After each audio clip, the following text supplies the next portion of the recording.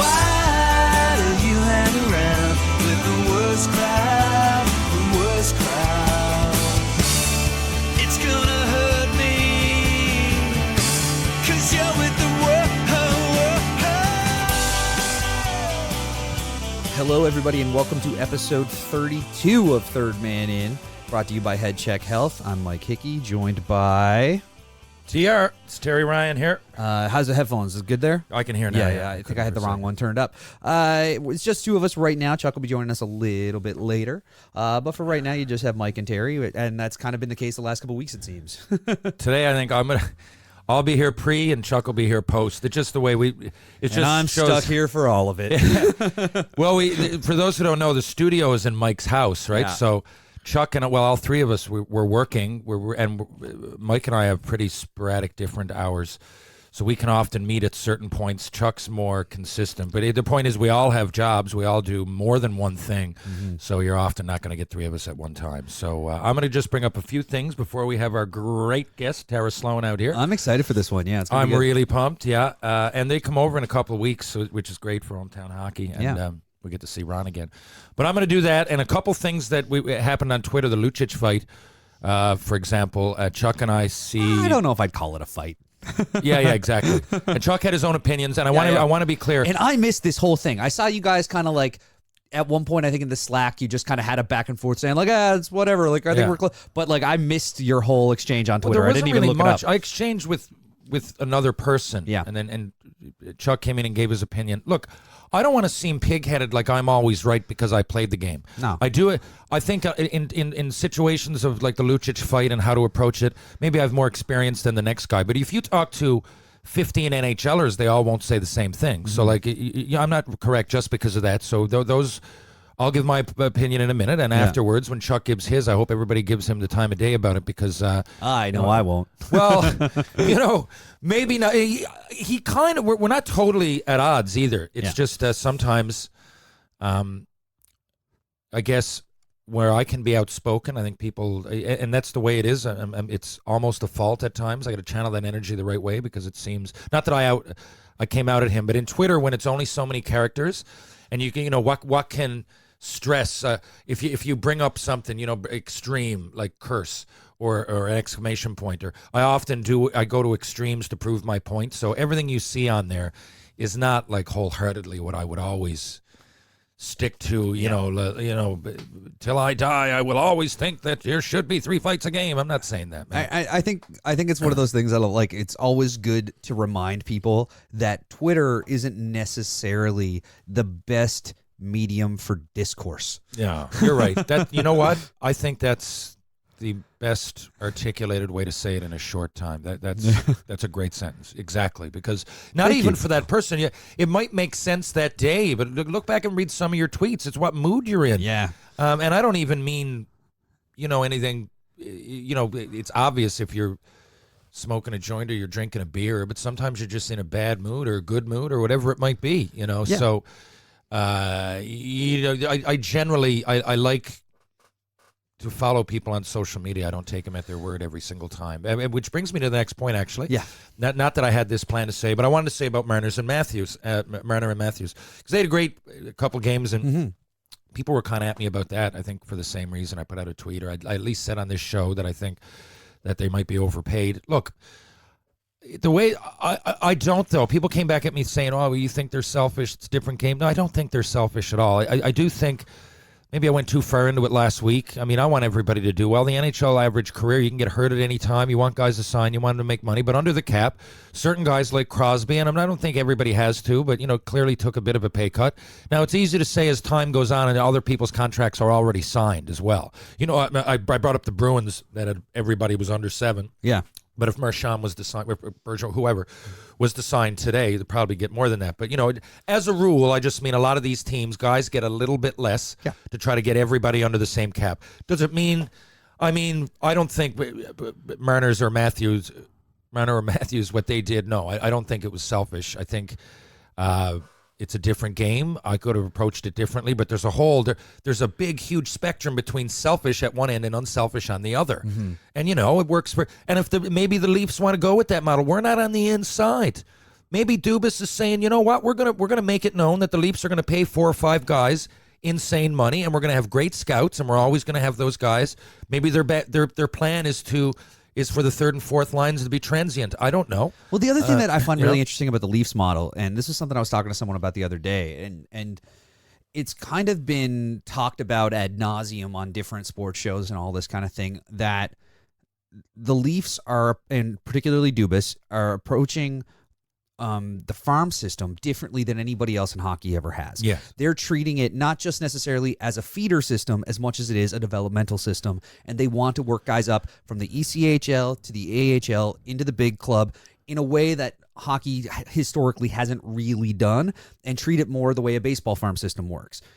And I think that in that model, having a couple top huge money guys is kind of okay, because you're making the assumption then that you're going to be able to pay a little bit less because you're bringing the guy, like everybody else is kind of playing Moneyball, but you've got your couple big superstars. Yeah, well, they're really using their extremes. Yeah, oh, totally. Right? Yeah. On one end, they're saying, you know, there's going to be a few guys on our team making league minimum, and we want let's do go grassroots. Everybody on league minimum except 4 guys who are making $40 million between them. Basically, and you know what? If one of them wants to leave, let it be known that we'll bring another one in. Traditionally, you know, the Habs and the Leafs, it's hard. A lot of free agents haven't, especially the Habs, man.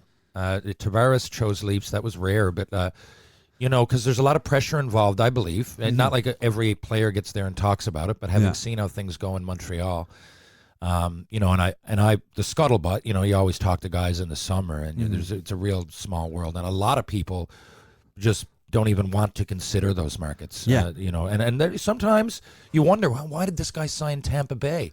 Well, Tampa Bay, outside of the best tax situation in the NHL, you know, is beautiful, and they love their team, but you're not necessarily mobbed outside. And not that guys, I haven't heard many people complain about it. If Shane Corson and Darcy Tucker still live in Montreal or Toronto and love the fact that they played for the Leafs and a Canadian team, but there's just as many guys that go, you know what, maybe I want to stay away, like a Vincent Lecavalier. I think he considered it, but I think in the end that played into part. If I'm playing in Montreal and I got to carry that torch, you know, and I'm a hometown guy, and I'm this, and I'm this former number one, all these different things. It becomes a 24/7 job. Completely. And what do you want? And it's nothing against these guys. Everybody is different. And until you've been there and seen it, and everybody has a different situation to work with, everybody's wives are different. Everybody has different families. You know, or if they're single, then they have different goals, and where do they want to be? And if I'm single and I got an opportunity somewhere, say I was into music, and I got a chance to play in Nashville, well, that would probably come into the cards as well over a place like Minnesota. Nothing against it. But that's what I mean. Like, so a lot of times you're trying to dissect these decisions, and you really don't know, man, because they're so different guy to guy. But I think it's really interesting, too, that you brought up Tampa as an example, because Steve Stamkos was somebody who a couple years before Tavares was in that Tavares situation. Is he going to come home to the greater Toronto area, and is he going to be that savior that's going to take the Leafs? It was the same sort of conversation everybody was having with Tavares, and of course Stamkos stayed where he was. But with Tavares, I think what's really interesting is, did you see the video where they made him the captain? Yeah. Like where they brought him in, and his wife and his kid is there, and his like 2-month-old baby is wearing a Tavares jersey with a C on it. And did you see how incredibly emotional John Tavares got in that moment? Yeah. He didn't. He was just like, yeah, cool. Nice to see you, buddy. I saw like, that was it. Yeah. Like, that's how fucking cold that guy is. I know. Like, and I think that shows me that, okay, that's why he's the captain of the Leafs, because he's that dead calm in this incredibly emotional moment. Yeah. And he's just like, okay, cool. Thanks.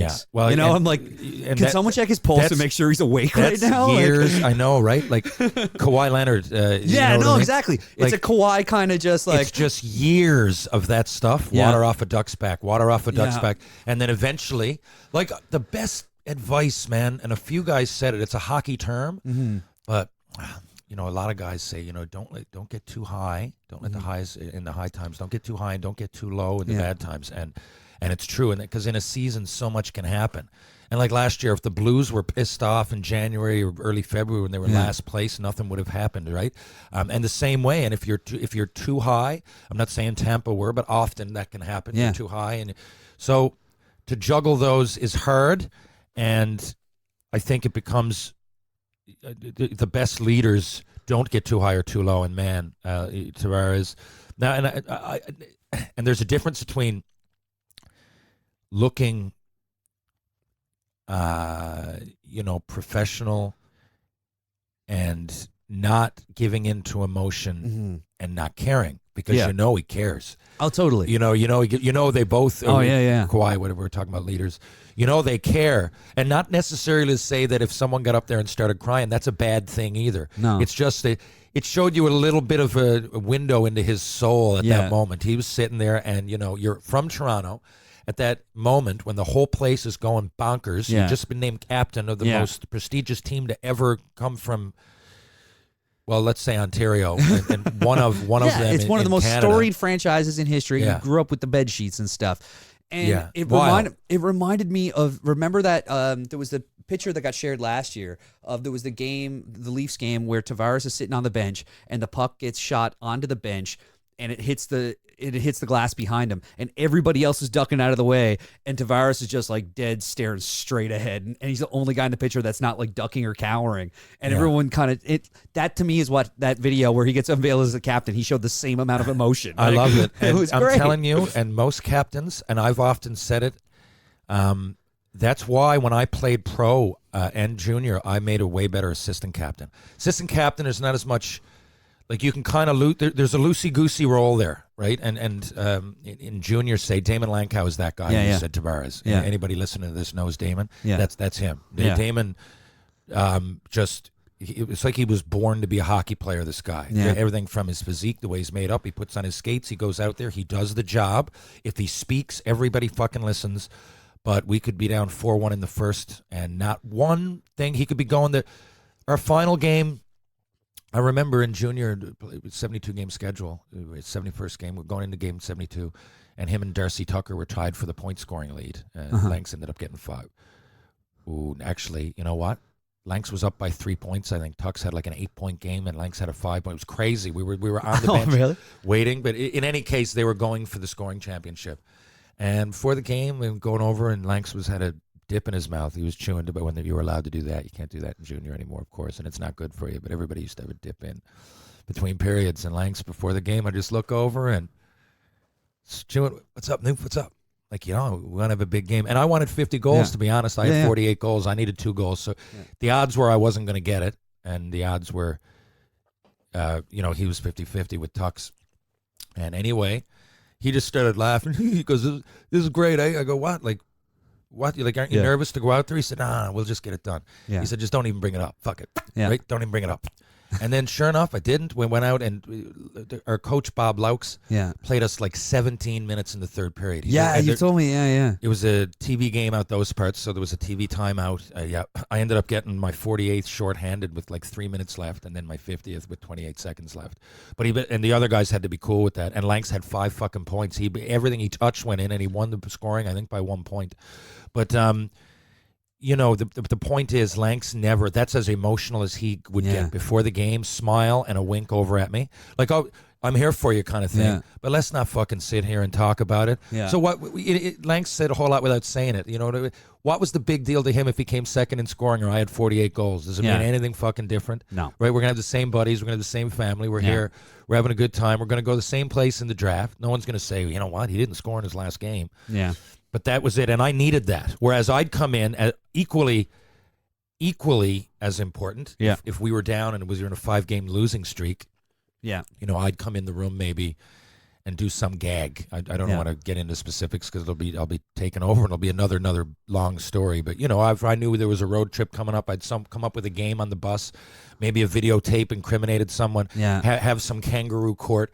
And that's what guys like me were there for. Just to break up the mindset, because it's so easy to you got the guys who, it's a difference between not getting overwhelmed with it, and then the other guy whose job is just to be the distraction and lighten the mood and to break it up and shake it off and all that kind of stuff. Right, and there's some guys that are a mix of both. Yeah. And then, other times, because I know that there was times I'm a passionate... the real passionate guys often don't work as assistant captains, but again, not captain, because, the odd time, I hate to say it about myself, but I might break my stick over the fucking top of the fucking crossbar if I get -3 and I'm down on myself and I let the team down. I'm not trying to be selfish when I do that. Lanks, it's funny, because might get upset on the ice and fucking cross-check somebody, but I don't know that you'd see his emotion that much. And here we are talking about the truck and Tri-City Americans in the fucking 90s. I don't mean to. I'm just trying to make it relative on some level. I'm still playing. I'm the captain of the Black Horse and everything. But normally I'm an assistant captain. I'm the Caps. I play senior hockey. I'm 40-2. Yeah. Well, I'm assistant captain. Yeah. Right? Because I like getting to the rink, playing the music for the boys, getting every. Now, if we got to have a serious talk, Mike Drew, can you get up and do that? Yeah. I'll make sure everybody's laughing when we leave the room. Yeah. Anyway, keep going. No, I was just gonna say it's funny because you mentioned how you get down on yourself and crack your stick if you're like -3 or whatever. Real mad, yeah. But what's really funny is I know throughout conversation we often talk about it. Well, plus minus is a bullshit stat. No one really counts it anymore. It's like, you know who counts it? You do. Yeah. If you're on the ice and you know that you're like, even in a fucking pickup shinny game, if I know I'm like -3. I'm pissed at myself. Yeah. And it's funny because that's that to me is the more the stat that matters the most. Like, I don't care if I get a couple goals, don't care if I got a couple assists, but if I'm on the ice for more goals against than I am goals for, I'm not cool with it. Yeah, for sure. Especially when I'm the goalie. Yeah, I'm bad for that too. That's when I would get most mad. If I was to miss a penalty shot and it was 8-1, I don't think I'd give a shit. I'd come over and laugh and be like pissed off at myself because it's always a fucking tally that you'd like to have. Yeah.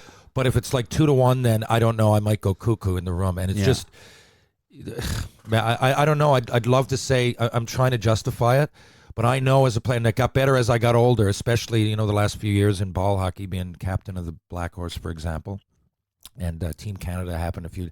And you try to go to these events, saying ball hockey, Team Canada. I just posted something there yesterday from a year ago. I saw that. That's great. That was awesome. It was Bermuda. We won the Worlds, but did you have a letter? Did you have a letter on that team? I did. I was assistant. Yeah. Right? Again. How is it? Now, with all this experience in NHL and everything, I'm a better, because I get to what I do in and now I consider myself a ball hockey player, still playing at the top level and everything. So, for those that, listen and don't know, it's just, it's relative. I still consider myself playing these sports competitively, so it's relative. But put it this way, you get the ball hockey level I'm playing at when you go to the Worlds, you approach it no different than, a professional hockey game. It's you're at the World Championships. So, my role, just like ice hockey, I get there way, way before anybody else. In ice hockey, game at 7:30, I get there at 2. I'm including senior hockey this year. Yeah. I bring my boombox in. I lay out whatever work I got to do. So I get some fucking, I don't know, I'm taking a course or I'm writing a speech for when I get back. I take it, I put on the music, put up my jersey, get in half my gear, no matter what. And then, as the guys come in, I'll start I might make a note or two on, what the boys have been up to this week. Mm-hmm. And I'll say, like, whose birthdays it was or whatever, right? I got it written down and some tunes are going. 2 hours later, when people start to come in, I'll go, hey, Robbie Ender, happy birthday. What the fuck was it like? Any stories? Maybe then, it's kind of like that. Always keep people talking about loosey-goosey. Yeah. You're not thinking about the game. You all know you got a job to do. And as people file in, especially before a championship game at the Worlds or something, but you got to keep yourself, because if you just sit there and think about it, you're going to eat yourself up. Yeah. And I know that more than anybody, because that's the way I get. So I almost, the character I'm playing in the room almost offsets the way I really feel. And so there's a level of acting to it. I know that sounds bogus. It sounds just to some people. I'm not saying that I'm not myself. I just know my own faults. And if I sit there and think about it, oh, God, there's a world championship. Jesus Christ, I might never get a chance to win one again. Oh, my God. You start thinking about, every time I got to give everything and the ball goes in the corner. What am I going to do? And you freak yourself out. At power play, we get, what am I going to do? This, or this. Yeah. So you can't. The best is just to sit there, pump some tunes. At that point, you're not going to teach yourself anything different. Go over notes. But mostly when I'm writing in the room, I'm writing like things about my teammates that I can either shit on them about, bust their balls, or, a birthday in the family or whatever it might be, and I actually write them down so I won't run out of them. That's how much I think that there's a role for it. But I'll often have to be, over the years, Jesus, often the captain or the coach will have to look down and say, okay, fuck, T-Bone, enough. Everything's not a joke. Now, that's why I'm not captain. Now, working it as a solid segue, both in terms of, okay, let's there's something I wrote down 20 minutes ago, which was Lucic, which is how we started this whole conversation. It is. And never really got into it. So tell me, like, You got into a thing on what not really do I a thing. think of it? Yeah, The I want to know what you penalties? think of it. Yeah. Okay. Zadorev, right? That's how you say it? I think so. Yeah, I got to look so it up. I know he's every year. I seem to look, or at least 4 times last year, and he takes runs at people. Yeah. I haven't looked at how many penalty minutes. I don't like a lot of times you would research this. I don't fucking know, but I know he runs people, and I know he ran the Flames a lot. I know that. I remember watching. So this was, I think, there's more to it than the immediate incident. Yeah. Should they gotten fighting? No, that's absolute bullshit. But I don't care if people slow down the tape and they go, oh, you know what? On second viewing, Zadorov, I believe. Zadorov, yeah. Yeah. So, on second viewing, it looked like he hit him clean. Look, I don't fucking care. The optics of that looked awful. And all I know is that if I'm a Calgary Flame, as was Lucic, Yep. and I look at a guy who has a reputation for taking runs, not unlike Seth Stevens did. Stevens would have to drop the gloves, of course, if anybody came at him. Or not unlike, let's say, Darius Kasparaitis, someone. Yeah. I don't know if he's quite as dirty, but he takes runs, and he is dirt once in a while. And he's taken a lot of runs at Calgary Flames, particularly last season, right? And I think a couple were in the playoffs. So now you've got, right? I'm trying to remember here if it was last year or the year before, but I think Colorado upset Calgary.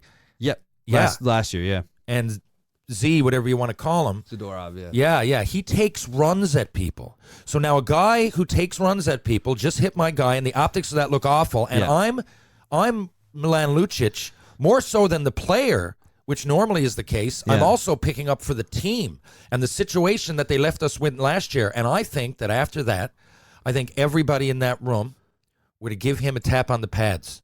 And you need it. I don't give a fuck what you say. It hurt him in that instance, and I think the referee really let everybody fucking down with that call. I really do.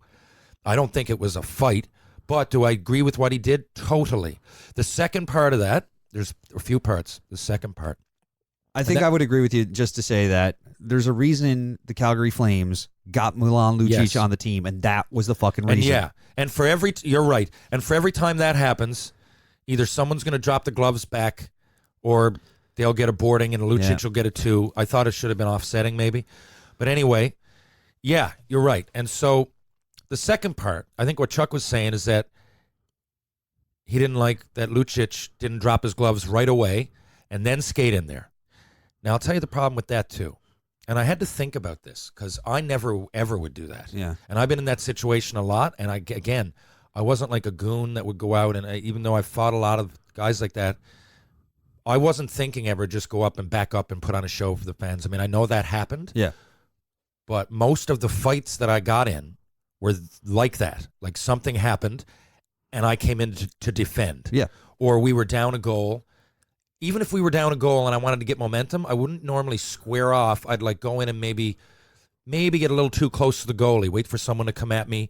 They push me. I push them back harder. But I would never try to sucker anybody. Yeah. Right?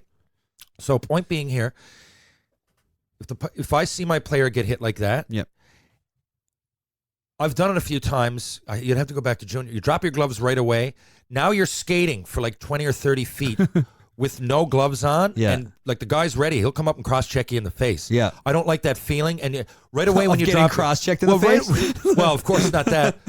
But even thinking that might happen, like to drop your gloves and go, you're a bullet out of a gun. You're a bullet. You're violent. So anybody who fucking slash you, this guy might sucker you when you get over there, which isn't really a sucker because you're on your. I like to go over with my gloves on, grab the guy by the shoulders or the arms, look him right in the eye, right, shake him a bit, and go, okay, now. You got to go. You got to go because of that, right? I don't even like jumping guys who I think they fucking started it. I just, for whatever reason, it's in my head.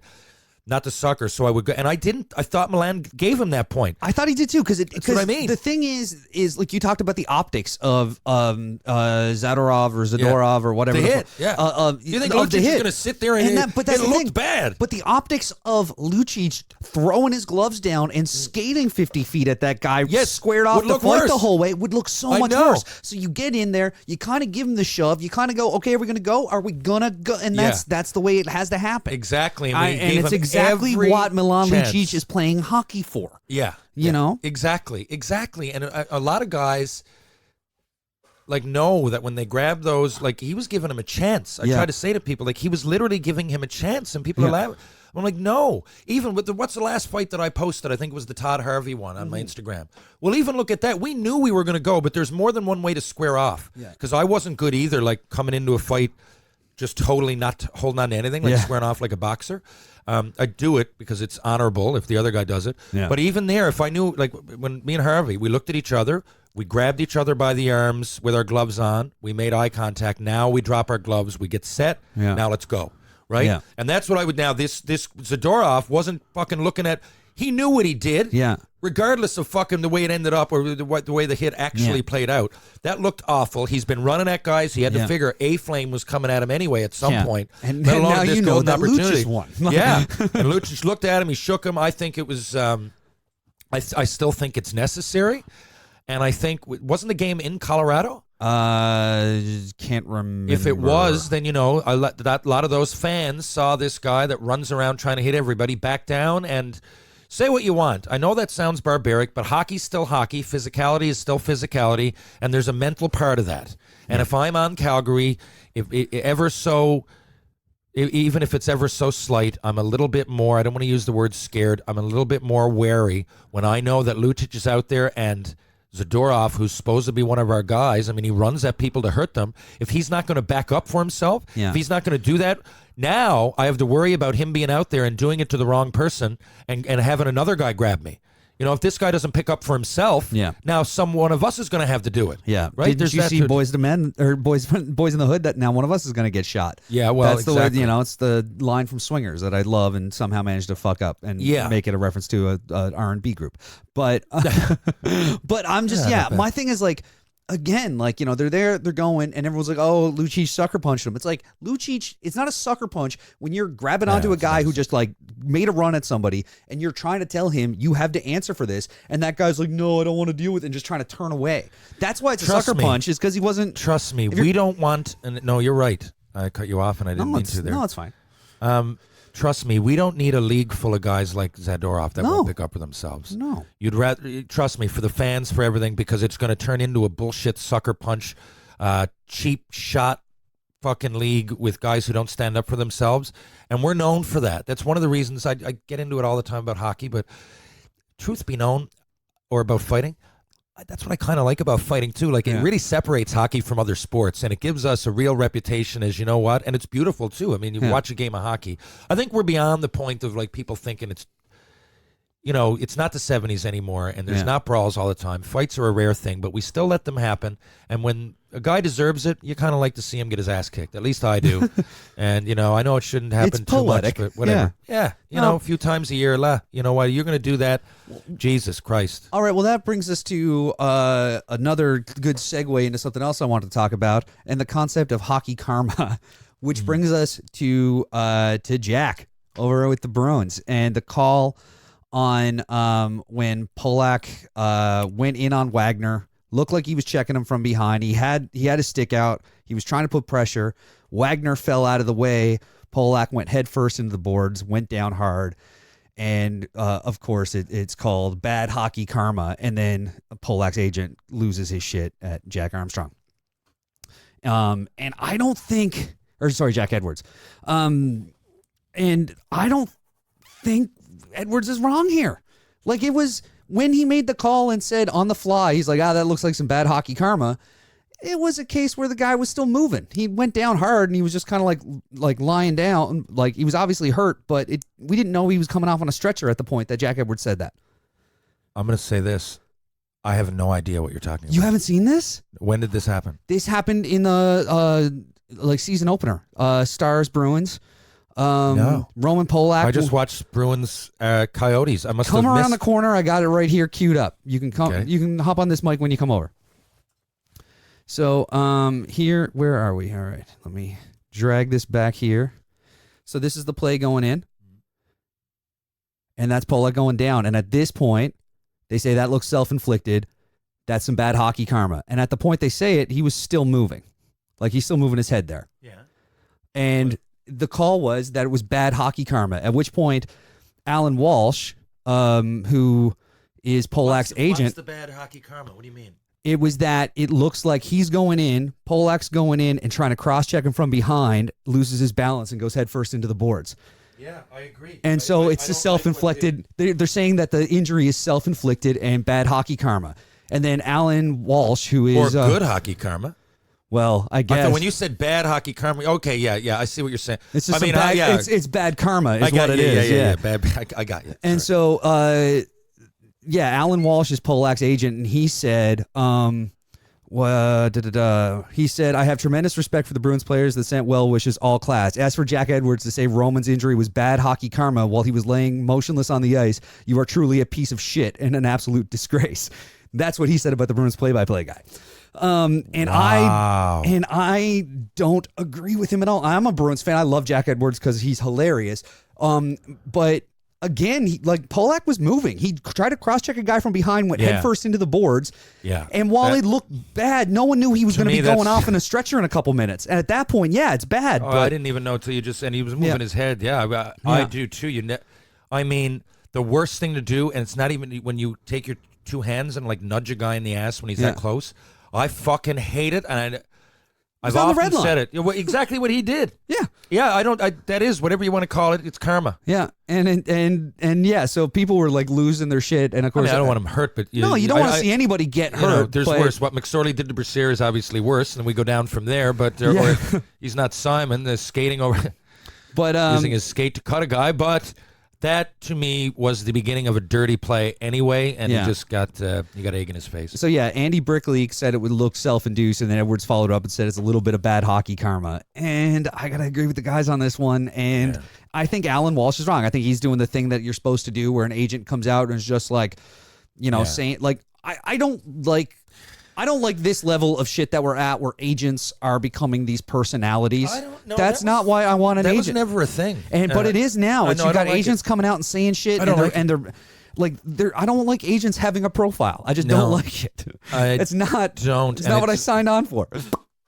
I said it a few years ago. It's a slippery slope. Yeah. And here we are now. They all pipe up. It was, you used to get the odd. And I think at first, the first agents that, and I'm talking about speaking up on Twitter for the most part. I'm sure over the years, it's not like I haven't read a Don Mean quote or something in the paper or whoever it might be. But a few years ago, the door was opened, and I believe it was an NBA player. I can't remember, though. And regardless of what sport, it could have been hockey, I don't know. But it's a slippery slope. And now all kinds of them are piping up. Now it's like average players' agents are piping up. Yeah. And I just would not want it. I just wouldn't want it because you're all. I wouldn't want someone speaking for me publicly. Put it that way. Regardless, just even if I agree with you, shut your mouth. I'm paying you for behind the scenes here, and if I want you to speak up publicly, I'll tell you. Yeah, I feel like it's just getting to a shitty point where agents are constantly chiming in, and that's not what their job is. No. So Jack Edwards says this, and it was trending on Twitter for a bit on Wednesday night. People were kind of losing their shit, but I still maintain that he wasn't wrong. Polak tried to take a guy from behind that close into the boards. It went bad for Polak, but it could have gone way worse for Wagner. Yeah, exactly. So I'm glad that I haven't seen an update other than when they first started saying that Polak had the use of his extremities and all that's fantastic, and I'm happy that he's not seriously injured. Oh, that's fantastic, yeah. But somebody had the chance to be really badly hurt on that play, and it was a play that didn't need to happen. So yeah. Agreed. Now my next little thing. Okay. We got 10 minutes, I guess, Tara. So I went to the movies the other day. Okay. Who the fuck came up with the menu? I mean, I go to a movie, I'm like, okay, Penny Lane wants a slice of pizza. Right? Danielle came with us. Danielle wanted a chicken sandwich. I wanted a popcorn, and I always get a hot dog at a baseball game or a movie. So you're a purist. Yeah. That's what. For some reason, I never want a hot dog. I do not want a hot dog at my house ever. I don't think about it. If I'm firing at the barbecue, it's steaks or it's hamburgers. I love hamburgers. I just don't. For whatever reason, my mind is conditioned to have a hot dog with mustard and relish at a baseball game and at the movies. Yeah. So that's what I'm thinking. But you go up then and you try to order. First of all, I'm talking about Cineplex, whatever here. Yeah. There's I'm thinking this is the most of the movies across Canada. Maybe I'm wrong. Well, no, most Cineplex changes, is the right? major chain in Canada for Used film. to be Famous Players or whatever the fuck it is. Empire for a while. Yeah. It was, Okay. So, and I mean, like, so I'm like, okay, I just told her what I wanted. Yeah. She's like, well, you know, with this and this, you got to get like the fries and the drink, and with this, it's cheaper if you get the Whoppers with it or the candy. Well, I don't fucking want any candy. Yeah. Well, it comes with it, but it only comes with it because it's $20 for the drink, the popcorn, and the candy. Yeah. I don't fucking want the candy. Yeah. Right? Give the candy to the next kid behind me. And this is not the only thing on the menu when you go there. If you're looking up at the menu, is a 1, 2, 3, 4, 5 up to 9 deals, right? Yeah. But there's nothing separated. It doesn't say like the price of a fucking Coke if I want one. It doesn't say the price of a fuck. All it says is that add a hot dog to anything for $3.25. Yeah. And for that, you'd be expecting it's only the movies. I mean, I go right out into the food court right there, and it's $1.25. It's a little tiny hot dog they give you, right? Yeah. But anyway, fair enough. $3.25. It's cheap in there. Fucking bottle of water's $5 for fuck's sakes, right? Yeah. A bottle of water's $5. All of a sudden, right? We're at the airport here. All of a sudden in the Avalon Mall, Yeah. which airports I have the worst problem with. But anyway. Then I'm looking, but I know it's going to cost me an arm and a leg, but at least tell me the easiest, the cheapest fuckery that I can pick, right? Like, just cheap, because if I order each single thing, it's going to be over $100 apparently. Yeah. I can't order a chicken sandwich. It's $14.95. Also, What? here's my... I want a chicken sandwich. Wait, before I'm complaining, because on one hand, remember what you're going to say. Because I want to make this clear picture that you got the fucking 1-9. That's it. Now there's a rotating. Ever notice there's a TV right next to that actual menu, and it's always rotating things. And all of a sudden, like 35 seconds in, it'll come up now. Chicken bites. I'm like, what?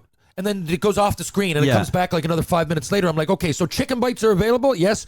I just saw them on the screen, but they're not on your menu. Sorry, sir. Yeah. So I'm like, well, I saw like 5 things on the screen that aren't on the menu. Yeah, you're gonna have to wait for. So I said, well.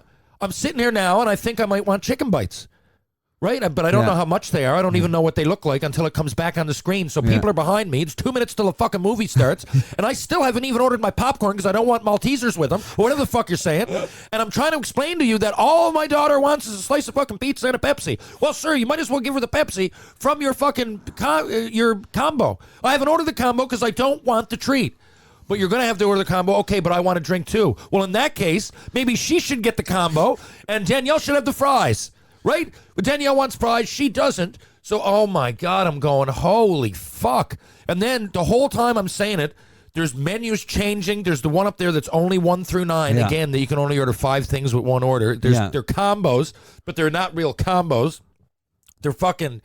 You know, a combo is when you get a good price on something for that, you know, a 3-in-1, the original Big Mac combo. You're right? $3.95 for a Big Mac, but for $5, you know, we'll give you the fucking fries and drink with it. Yeah. But it's not a combo if I go in and get, if a popcorn, a drink, and fucking candy treat is going to cost me $28.95. That doesn't make any sense. Right? The combo, and I need to order it, though, in order. Well, sir, the only large popcorn that comes is with meal 5, 6, or 8. Well, fuck, I just want a medium popcorn, a fucking hot dog, and a drink. How hard is it? Well, you can have the drink from your wife's fucking fries that she's going to get with her chicken. She didn't want that. Oh, man, what a fuck around. And outside of being the most expensive bullshit, you know, 3 of us walk into the abdominal fucking snowman or whatever the fucking cartoon is, and I walk out of there $126 later. Yeah. Like, Jesus Christ, save up 3 weekends and I can go on a fucking cruise. Jesus Christ, man. Avalon fucking Mall. You wouldn't know we were downtown fucking Hollywood. I was going to say, just like, when was it decided that we needed chicken sandwiches at the movies? I don't know. That's my thing. Is like, for me, I'm like you. I'm a purist. I'm like, I'm going to the movies. I'm gonna have popcorn. Yeah. I'm gonna have a drink. I expect that. Might get a bag of M&Ms. On occasion, I may have a hot dog. Yeah. But that's it. Popcorn, real buttered, layered. Do it up. And that to me is it. And it's when they add like, who wants to try to eat poutine in the dark? I don't know, who the fuck is trying to eat poutine in the dark? Do you want that grilled? Do you want that crispy? I don't know, man. I'm going in to watch Abominable. I don't want a fucking 5-star meal. I don't need 7 courses from Raymond's. Yeah. Do I want it fucking with mustard or with vinegar. I don't know. Whatever the fuck comes on it. Yeah, How's that? I'll get one child, one general, and the tasting menu, please. Like, fuck off. And not only that, all these chicken sandwich menus and everything at ours. I don't know if it's like this across Canada. I don't know. But either. they're down in the corner. You notice that? So you can't really see that menu anyway. So if you want to stand in where you get the popcorn and everything, because they never have those lines open. No. So that menu, you have to step out to see anything on it. And there's everything from chicken cordon fucking bleu, right? Yeah. Right to fucking, the nachos aren't even good enough for that menu. But in order to order the chicken sandwich, well, you have to get the fries and the large drink. Well, can I get a medium drink? Well, that comes with the buffalo sandwich. What? Now sizes are associated with tastes? It's like fuck off. It's silly. Anyway, move on. That was something that you wanted to rant about. I guess something I wanted to rant about. Yeah. It took me, I'd say, a week and a half, almost 2 weeks, and I finally managed to get fucking Neil Sedaka out of my head, and you reposted the fucking video.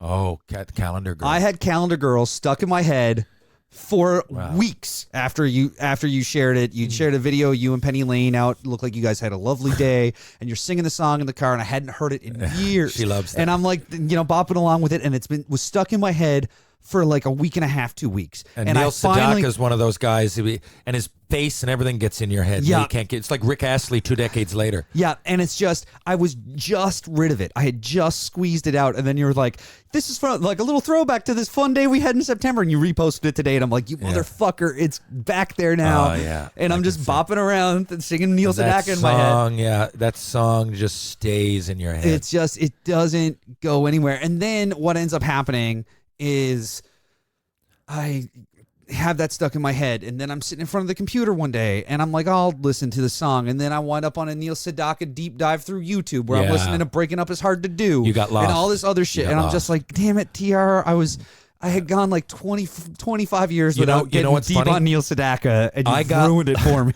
I got lost yesterday Yeah. listening to Joydrop because I only knew 2 songs by Joydrop. Or Tara Slone, our next guest that's coming up in a few minutes, is out of that band. And so I said, I'll listen back. American Dream Girl I really liked. That's the only song that really I could remember the tune. I went back and I listened to some tunes. And I went on Spotify, and sure enough, if you like Joy, you'll like, and it took me back. And a lot of these bands I forgot all about, but if I haven't mentioned it before 1,000 times, I lived in Washington State near Seattle in the 90s. So all that grunge music and everything was coming out of there. So, yeah, I mean, there's a band, L7. I'm really Oh, man, I haven't curious. thought about L7 in years. Yeah, there you go. I figured you might know because you're good. A lot of people, I just haven't heard them come up outside of, the odd friend that's into deep, deep, deep cuts out of that sound at that time. But, Joydrop sound a lot like L7. So then I went at times. And then anyway, I just got taken into an abyss. I was 5 hours. I'm dead serious. And it was Sunday. I was sitting back, not much to do. I'd just seen The Abominable Fucking Snowman for $126. So how am I going to entertain myself, So, I don't want to spend any more money. Researching the menu at Cineplex, trying to figure out what the perfect combo is for next time when you go back. And the line was like 30 people long, and we still couldn't figure it out. I identified the problem as soon as we got in there. I said, problem here is going to be figuring out what we got to get and how much it's going to be. Yeah. It's like solving the Pythagorean fucking theorem or some shit before you go into a fucking movie half stoned out of your head on a Sunday. That's all I want, is to try to put all this together. Because there's a real difference. It's not the difference between $1. It's like a $20 difference. Anyway, I'm yakking again. Point being, I followed an abyss, L7. Check them out. Pretend We're Dead, my favorite song by them. There's, L7. There was a bunch of really good, The Breeders. Yeah. I went in, Connection. There's a few. And then there were the Jesus and Mary Chain. I think they're out of England or something, are they? I think. Mazzy Star. I went down. Oh, man. I spiraled. Well, yesterday. speaking of bands that all that stuff reminds me of, the Muffs were this punk, girl-driven punk band from around the same era. Yeah. I know who you're talking about. And Kim Shattuck, lead singer, passed away this week. So I wouldn't have known that was her name, and I didn't know that. Too bad. Yeah, it was. I believe it was. Yeah, it was ALS. She was only 56. But that brought the Muffs up in my feed a couple times, and so I listened to some Muff tunes. And like, I think I'm going to do that after this. yeah. I love. That's the her thing. voice is just, and that's the thing. Kim Shattuck's voice was such that like when you heard her voice, you knew it was the Muffs. It That's was what I'm like the with most, Mazzy Star. Yeah. And not that. Yeah, that's not so much of a subjective thing that you're saying, but there are certain voices that she just had a really recognizable voice in her case, right? Like I'm only thinking. I've heard, of course, I've heard the Muffs. I got the Muffs on a few compilation. I used to love those compilation 90s CDs. The best compilation really 90s. It was before Spotify, it's how you got into give me a compilation.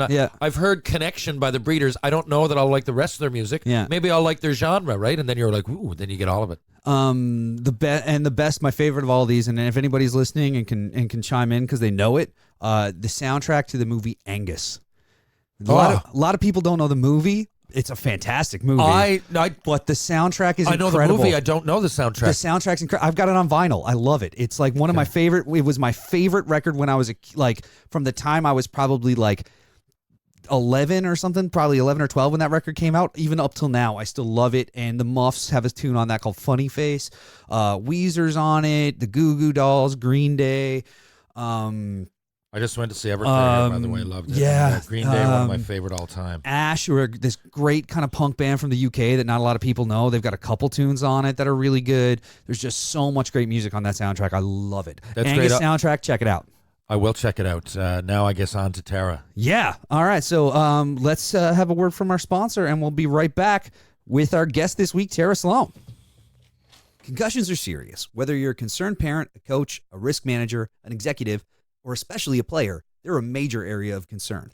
HeadCheck Health has developed software and services that improve the way concussions are assessed, tracked, and managed at all levels of sport. Their goal is to create a safer environment of play by giving better tools to the people responsible for documenting and assessing concussions, as well as providing better data to administrators to make real health and safety improvements. HeadCheck currently works with the Canadian Junior Hockey League, BC Hockey, Rugby Ontario, the Western Lacrosse Association, and more to advance concussion management practices.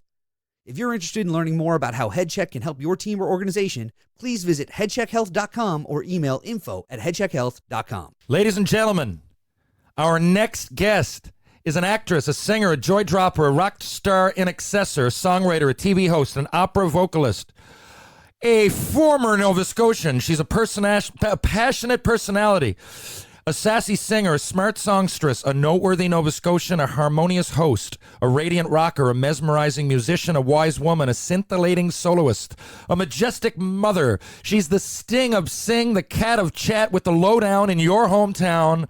Ladies and gentlemen, the American dream girl herself, who does a whole lot more than just look pretty and sing, my friend, Tara Slone. If you could send that to Ron MacLean, that's how I would like to be introduced from here on in. Well, and you know, I'm auditioning to be your next agent. We'll talk after. Yeah, seriously. That was fantastic. Well, you are a busy lady with a lot on the go. It wasn't hard to come up with all that. So you're thinking, where shall we start? Yeah. Where and what do I have to ask you, Tara, who will be over here in a couple of weeks for hometown hockey? Where you, is it in St. John's, Tara? Yeah, it is. We're set up in St. John's this Once time, again. proper. So yeah, it's super exciting. And I was just there a few weeks ago too. That's fantastic. Oh, yes. So you were, well, I guess we'll start there. You were, I'm going to get to a lot of questions. A lot of people don't realize you are an actress, or you are at times. Well, I mean, I guess I am, yeah, sort of, but I was more seriously back in the old days. Well, very, very. So tell us about your first acting gigs, La Femme Nikita, 3 episodes. That was new to me, by the way. I mean, I know you fairly well. We cross paths every year, it seems, but I didn't know the acting thing. Tell us what that's all about. Well, it's sort of I guess it's sort of part of the story of my journey. Like my original intention, you know, coming out of high school was to be a classical vocalist. And I royally botched that when I went to Dalhousie. I just did not have the discipline. You know, it's one thing to be good in your high school, and it's another thing to try to compete at the university level. So I screwed up my first attempt at university. Well, what was it? Was it It was opera, yeah. It was opera. So how many people could you be competing with? And like when early on, like did you want to be an opera singer when you were like 7? Like when did you decide that? It seems like a really specific form of singing. Yeah. I started studying classical voice in earnest probably when I was 11 or 12. Wow. And I guess, the competition, I mean, I'd already gotten into university. It was more that I didn't have the discipline at the age of 18.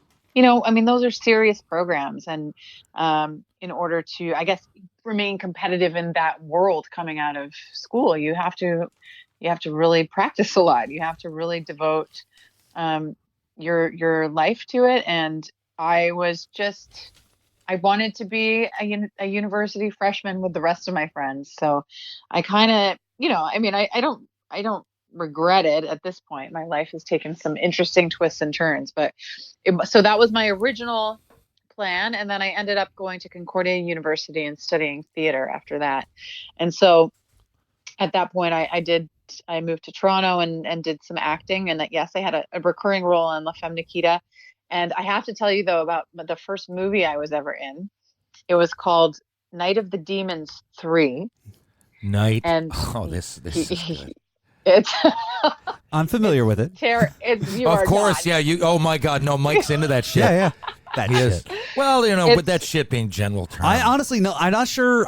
Like I'm thinking back because I've seen like the cover and stuff. I remember it from the video store. I don't remember if I ever saw Night of the Demons 3. I have seen Night of the Demons and the remake of Night of the Demons, but I don't know if I've seen Night of the Demons 3 to be perfectly honest. So give with us you. the scoop on that, and not shortly after, if I'm not mistaken, Kung Fu: The Legend Continues. Yes, couple of doozies. Too. Yeah, let us know. How did this happen? Well, I mean, you just audition for stuff and you get what you get. But where did the auditioning? You were in Montreal working in a warehouse, weren't you? No, so when I screwed up university the first time, I had worked at Sam the Record Man all through high school. So I just thought, okay, I've screwed up university. I'm going to get out of Halifax. I'm going to move to Montreal and just be there for a while and see what I want to do. So I worked in a warehouse at Sam the Record Man in Montreal because that was, a job I could just transition to. So, no, but I mean, I went to theater school and did a lot of theater in Montreal and started to kind of get. Not terribly. No. Okay. Keep going. No. Sorry. And so, yeah, I mean, I landed an agent, I guess. With relative ease, I guess, back in those days. And so started getting those kinds of auditions for those quality projects. And yeah, Night of the Demons was my first movie. And, I wouldn't say it's a great piece of art, but it has a life of its own still. I still get lots of messages about it, which is bizarre to me. But I think that's like this thing that people don't get about that era of horror movie is that they had those direct-to-video horror movies, particularly sequels in franchises that were established 10 years plus earlier. There was just this like rabid fan base that people just didn't kind of understand at the time. It was just, and when people like found the movie that they liked, they would just get it every other weekend and just watch the movie over and over again. So there's people who became like obsessed with like certain titles kind of within the genre. And so it's just kind of this really kind of fun thing where, yeah, the people that are into certain movies are really into certain movies. And, I keep seeing online, like the woman who played the lead in the Night of the Demons film, her name's Amelia Kincaid. Yeah. And, so she still,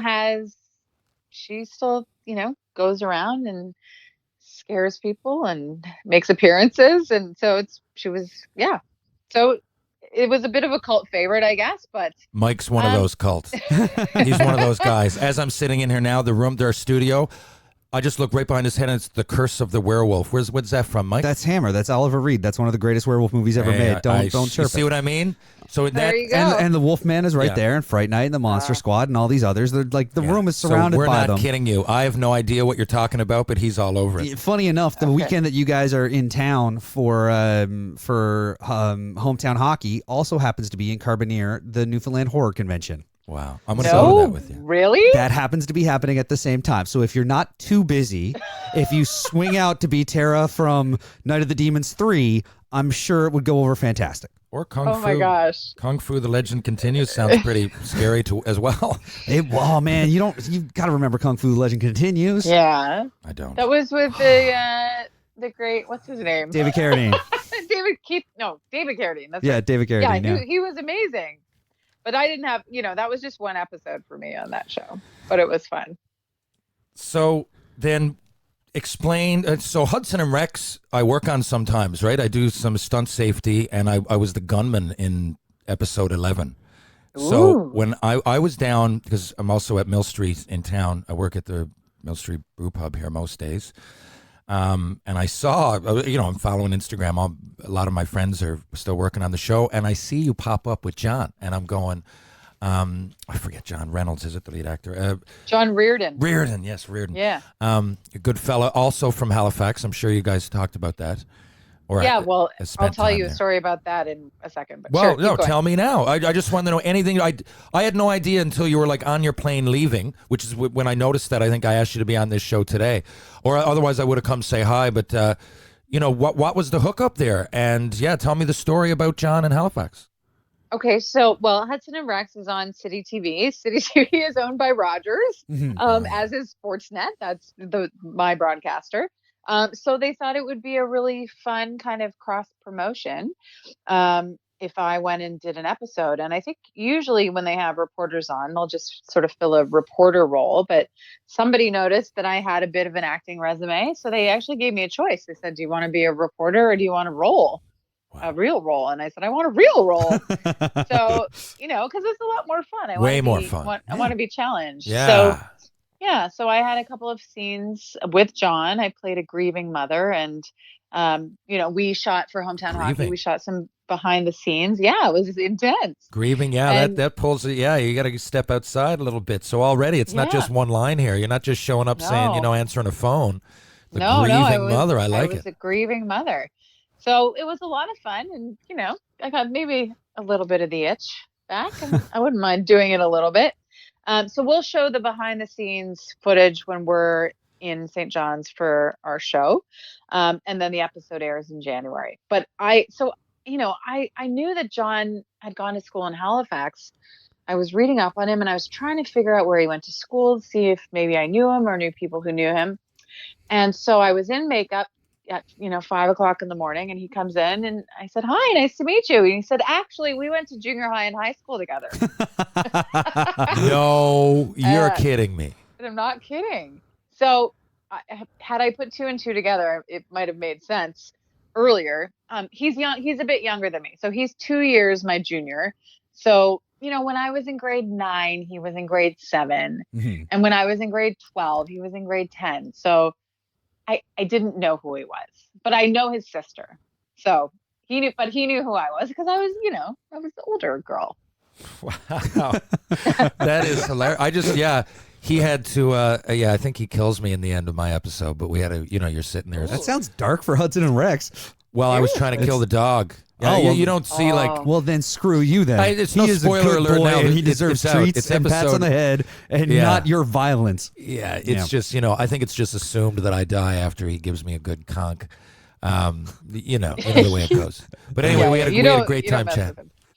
Yeah, he's a really nice dude. Really nice fella. And actually perfect for the role of all the, we got a couple of production we got a couple of studios here, right? So like we're way overrepresented in that area, which is why I've been working on like the last 7 years. I only started working at Mill Street recently, but I've been working on sets as either a set dresser or I do some stunts.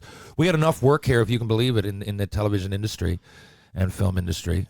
Which is amazing. It's amazing. It's awesome. It's actually, it's amazing. If you had told me that like growing up when I was growing up, Tara, we went through the COD moratorium and there was a lot of down times. And when I was moving away, it looked rather bleak. That was in 91. Geez, by the 2000, especially the last few years, it's really turned around, and it's the arts community is thriving, to say the least. I love that. It's fantastic news. Yeah. Speaking of the arts community, so now, I mean, we've been talking for 20 minutes, and you're not even, the least of all the things you do. I don't want to say the least of, but the least that you've done would be acting. I mean, it's not like you concentrate on that. So let's get into the singing. So whereas I'm a huge collector. A lot of my friends are either hockey players or musicians. So point being, like I'm involved. I right on off the bat, music played a real big role in my life. But it was the Beatles, hence my daughter being named Penny Lane. But that's lasted. It's Buddy Holly and people that wrote their own music. And there was reasons for me to be intrigued early on. I didn't become a musician. Other things got in the way. But for you, everything I hear and I read, and I remember you talking about it, and you just referred to it again, like classical or opera. So, like, who were your heroes? Were you looking up to operatic? Is that how you would say it? Singers, or did you just like that tone and you were into, say, Madonna? I was into everything. I mean, I did listen to a lot of classical music. And in fact, when I started working at Sam the Record Man, I was on the classical floor. And the beautiful thing about that was, I had usually the whole floor to myself. We didn't have that many people coming through, and I could open up any CD and play it and make it a play copy, as we called it back then. So I was exposed to a whole variety of classical music from all different sort of eras to sort of more modern and atonal 12-tone stuff. But I always was interested in vocals. I had my favorite opera singers for sure. I was really Jessie Norman, who just died, was one of my favorites. She had this booming, beautiful mezzo soprano voice. But I listened to a lot of jazz vocalists, and Sarah Vaughan was always one of my favorites, and Ella Fitzgerald and Billie Holiday and people like that. But I was a total rocker. Like my dad, like your dad, was a huge Beatles fan, so I grew up with listening to the Beatles and Tom Petty and See, I didn't know that. Later. Yeah. Oh God. You know yeah. what I thought? I could be wrong here. This is how small-minded and how much I generalize, but I never told anybody this. This was just in my head. I think I read somewhere that your parents are Buddhist. Am I wrong? They are Buddhist. And yes. I thought you'd like classical because it was associated with meditating, and a lot of people in Buddhist. I'm not knocking Buddhism. If I grew up Catholic, I don't really think there's too much hocus pocus there. No offense to anybody that did. If I was anything, I'd be Buddhist. I just think we're all part of something living. I don't know. I have faith. Trust me. I'm happy and everything, but I would gravitate towards what I've read. Now I've only read book about Buddha himself or herself, or whatever. Or it's him. Okay. He was him. It's a him, but. He identifies as he, him. Yeah, yeah. And I've read that. I just don't know if there's a lot going back about Buddha. I don't necessarily believe pick up what they're laying down. But point being, the message of Buddhism, I agree with, or I'm half ignorant to it, but I know a lot of it. It's like, treat everything well. The world, everything that's living is connected, kind of thing. And I believe that's not only possible, but I think it's great to live your life with that kind of attitude. But I associated it with you listening to a lot of classical because they were Buddhist. Am I totally wrong? Yeah, that's not connected at all. Yeah, it was really my mom likes classical music. My dad, I don't think he was like the band and the Beatles and Bob Dylan. He was, my dad is a musician. So my dad ended up going to law school, but he almost got a record deal. Like everything would have changed for him. This is talent. Okay. Yeah. So he was from somewhere. So he grew up in Montreal and played in bands his whole life. And, he still plays music. He plays with a cover band, and he has a studio in his house. And, he derives a lot of joy from making music. I've played with him a bunch. And so, I would say in terms of more contemporary music, he is a huge influence. But, huge. I didn't know all this. This is massive. Yeah. I've never heard you speak about not that you wouldn't. Again, our interactions are for over a beer one night in November, here or there. But I just mean, I knew a lot about you. I had no idea this whole father influence when it came to music. And he's big into it then. He played and everything himself. No wonder then. Yeah, for sure. Yeah. And then, you go off and you explore for yourself. Like, I remember I discovered the Ramones when I was like 11. And that was because I was staying at my grandparents' house and at the video rental place looking for something to rent, and I rented Rock and Roll High School. So you never know how things are going to come into your life, but I was always drawn to rock and roll on top of classical. And when I worked at Sam's, that also opened me up to a whole world of indie music. And, Jay Ferguson from Slone also worked there. And, Wow. so, I kind of, yeah, I love music. So at what point, though, as someone who is coming up in training with the goal of being an opera singer, at what point were you always playing in kind of rock bands through high school and stuff on the side? Or was it something that there was a point where you're like, okay, I'm going to shift my focus from classical operatic music into contemporary rock? Was that ever a conscious decision, or was it something that was always just parallel? I think that I didn't think I could sing like that, because I had spent so much time training my, as we call it, my head voice, Right. that I didn't really think that I Wow. possessed an adequate chest voice. Okay. So it never really occurred to me until I, kind of screwed that path up, and then when I moved to Montreal, I met some guys at the warehouse and Sam the Record Man, and that's when I joined my first band. So, yeah. You went Montreal to Halifax, and what was the reason for that, and how old were you? You were real young, right? I went Halifax to Montreal. Well, no. So No, I mean you were really born in Montreal. yeah, I was born in Montreal. Well, So- I lived in a lot of places. My parents were divorced when I was quite young, so I bounced around a little bit between them. So, yeah, I was born in Montreal, lived in Toronto a little bit. Then I went to elementary school in Wolfville, Nova Scotia, which is where Acadia University is. Yeah. And then moved back to Toronto for a couple of years, and then did my junior high and high school in Halifax. And Halifax is really where I consider home. Well, no But, wonder. I mean, No wonder you had so many different influences musically and everything. I mean, you're crossing cultures and tastes and genres before you're 10. Like yeah, for sure. no wonder that you're using Ella Fitzgerald, and in the next sentence is the Ramones. I mean, I've never heard anybody say, "Oh, I got into the Ramones at my grandparents' house." Even that in itself is weird. It was the video store at the Côte Saint Luc Mall in Montreal. It was just one of those things, and it changed my life for sure. And I'm reading here. Did you work at Second Cup as well? That was my first job. That So was my you were first at- part-time job. Second Cup and Sam the Record Man. It was just 24/7 hipsters just asking. Oh no, the Second Cup was not hipster land back when I was 15 years old. Oh, no? No, not at all. No. It's It was, I suppose I'm trying to put no, myself 'cause- in that time. Yeah. It was Irish cream coffee and like weird synthetic peach juice. I kind of identify. I know what you mean. I'm around your age, and actually, to be honest, so Seattle. Like I played junior hockey in Tri-City, which is outside Seattle. Well, not. It's about 2.5 hours away, but very interesting because it was the early '90s, right? So that whole grunge movement. Right. We just happened to be there. So I would like bomb in the car with a couple of the boys, and we'd go over. I wish I could say I appreciated it, but I saw Nirvana play. I just it was this big, huge room, and I didn't know what would happen. This was like 91, 92. I was 14 turning 15. It's a really early draft out there. But then I remember going to that, and then for like the next 4 or 5 years that I was in Tri-City, we went. Now I saw a band, and I hear you guys play, and I think Joydrop at times sound like this, and they're not hugely well known, but I'm wondering if you, having such an expansive knowledge of music, have you ever heard of the band L7? Of course, I've seen them. Oh, I knew it. I knew. Yeah. Most people I would say that to would say, what? But I saw them, Tara. I walked in like unbelievably. One day we went to Seattle, and at the time, everything was coming out of Seattle. It was Pearl Jam, Nirvana, Alice in Chains, Soundgarden.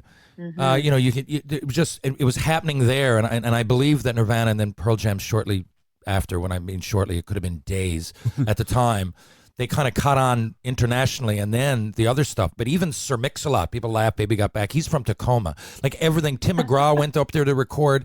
Brian Adams was down there for a while. And we saw them all come to Tri-Cities because we're not that far away, and our rink holds 6,000. But we drove up one day, man, and I went into a bar, and Mazzy Star was playing, and I was like, "Who in the fuck? This sounds unbelievable!" Like, and it was that place.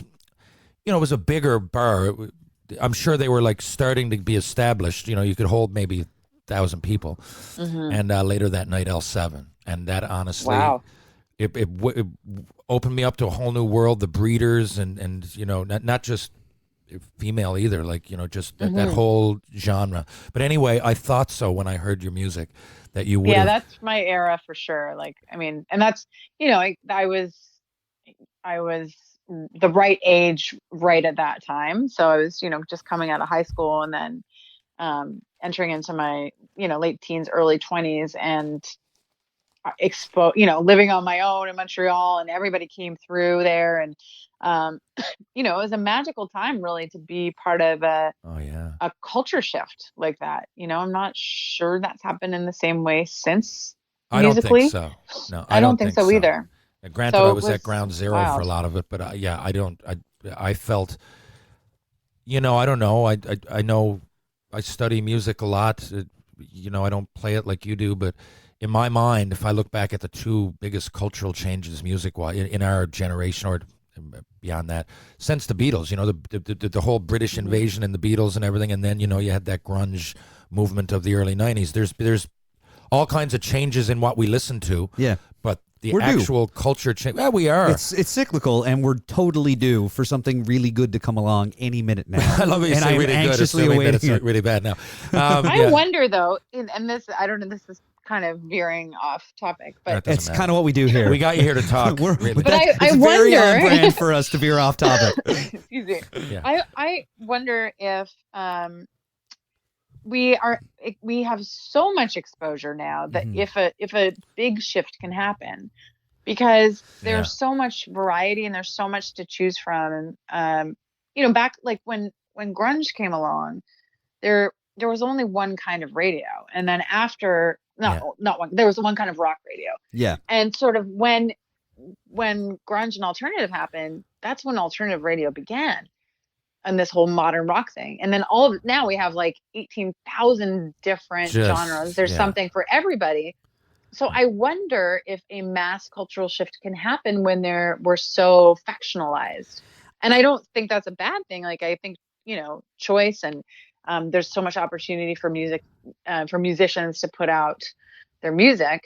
But I just wonder, if there can be a groundswell, in a musical way. Obviously, I think there are other ways. And I think you're right. I think it's something where, because of how spread out everything is, it's not like everybody can rally behind the one flag that you kind of have to.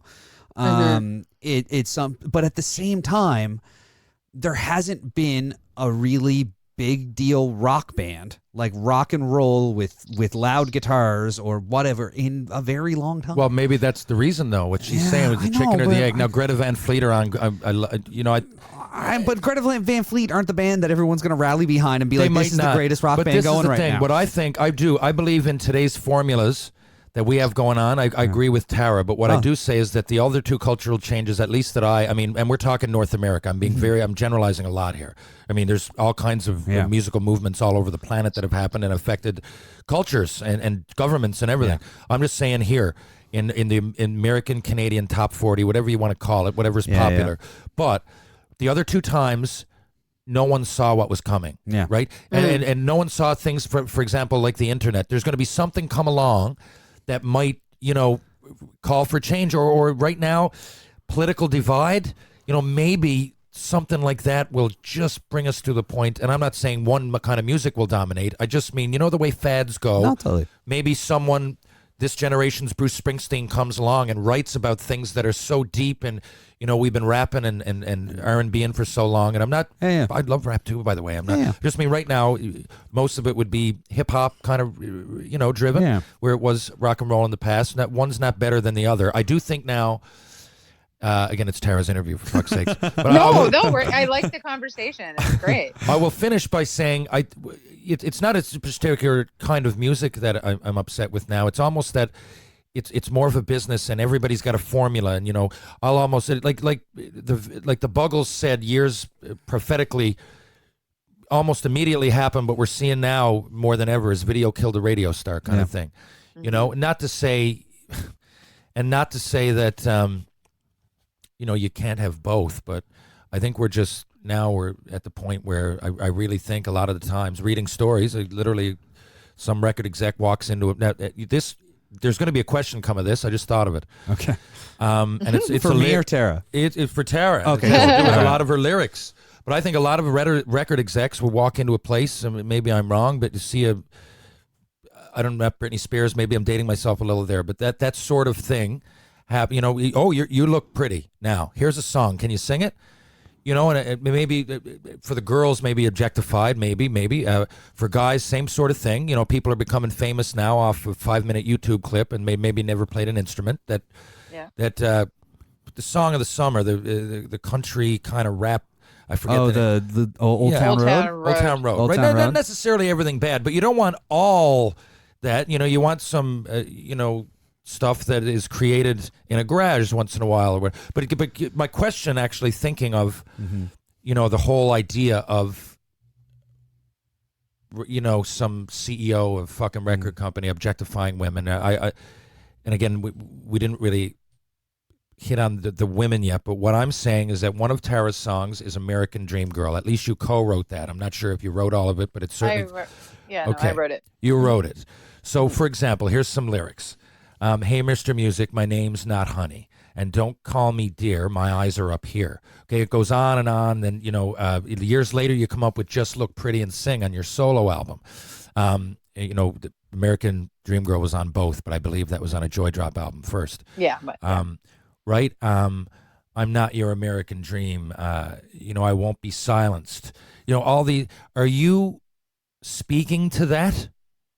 Or what are you speaking? Sure. Okay. Well, I mean, I was the only woman in an all-male rock band, and and not just an all-male rock band, but an all-male rock world, especially at that time. I don't even know if that's And you worked in a warehouse before that. Yeah. No, I somehow have sort of thrust myself into these very male-dominated businesses. And so, our record company was great, and I never felt objectified by them, to be honest. Like I was lucky in that I wasn't put in a lot of compromising positions, but it was inevitable as we toured, as we encountered interviewers and radio DJs, especially at that time. It was a very, Howard Stern was big, so a lot of dudes were trying to be shock jocks, and so it was just you'd sit down for an interview, and instead of talking about the record, they'd say, "Wow, you're pretty," or just ridiculous off-topic things that you get as a woman. And I mean, I think the most egregious thing at that time, though, wasn't sort of the personal, slight. It was the fact that we were told sometimes that they weren't going to play our single because they were either not playing women on rock radio, or they were already playing a woman, so they couldn't add another one. So that was their quota. They had one female vocalist on the radio, so they couldn't have a second one. Yeah, that sucks. I mean, I like it. It's pretty deep. Like the lyrics, and no offense, say against My Little Secret, which is another. I believe that was a hit. Another one of your songs. It was a song. Yeah, like there's no offense. The lyrics just hit me a lot more in American Dream Girl. The other ones. Oh yeah, My Little Secret is just a frivolous, kind of a fair generic song. Yeah, okay. Yeah. Okay. Just I didn't want to insult you because one. No. Yeah. And so I guess I was getting that feel. I think it's what I mean. Those things obviously hit you, and you are. I mean, I can totally. Not identify would be the wrong word, but I can identify with the time that you wrote this, and that was definitely a thing. So the lyrics stand out to me, and they're interesting, if nothing else, because they cut a little bit deeper than the generic, complaint in the song. And just a few more lyrics. Now you get a song, "Beautiful," and there's about 5 or 6 verses, and they're all proceeded with if I was beautiful like you, and you were kind of being sarcastic. Are you talking about anybody in particular there, or anybody in your band? So that song was actually written by our drummer, and that was our very first single. And that's the song that got us signed to begin with to our record deal. Really? No, I think it was just talking about just society in general, and not, how sometimes not assimilating feels bad, and sort of sometimes you got to remind yourself that, um, I'm imperfect, but I'm perfect in that imperfection, and I'm not like you, no, and I'm not in the in crowd, and um, I'm okay with that.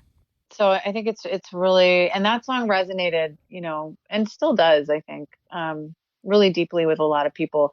We, one of the most gratifying things was being out on the road when we were touring on the back of that song, and people would come up to us and just say, like, that song got me through some really hard times, or I try to take my own life, and when I feel depressed, that's the song that lifts me up, like, heavy shit.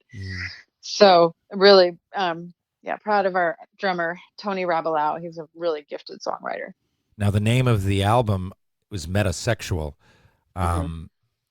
So does one follow the other? I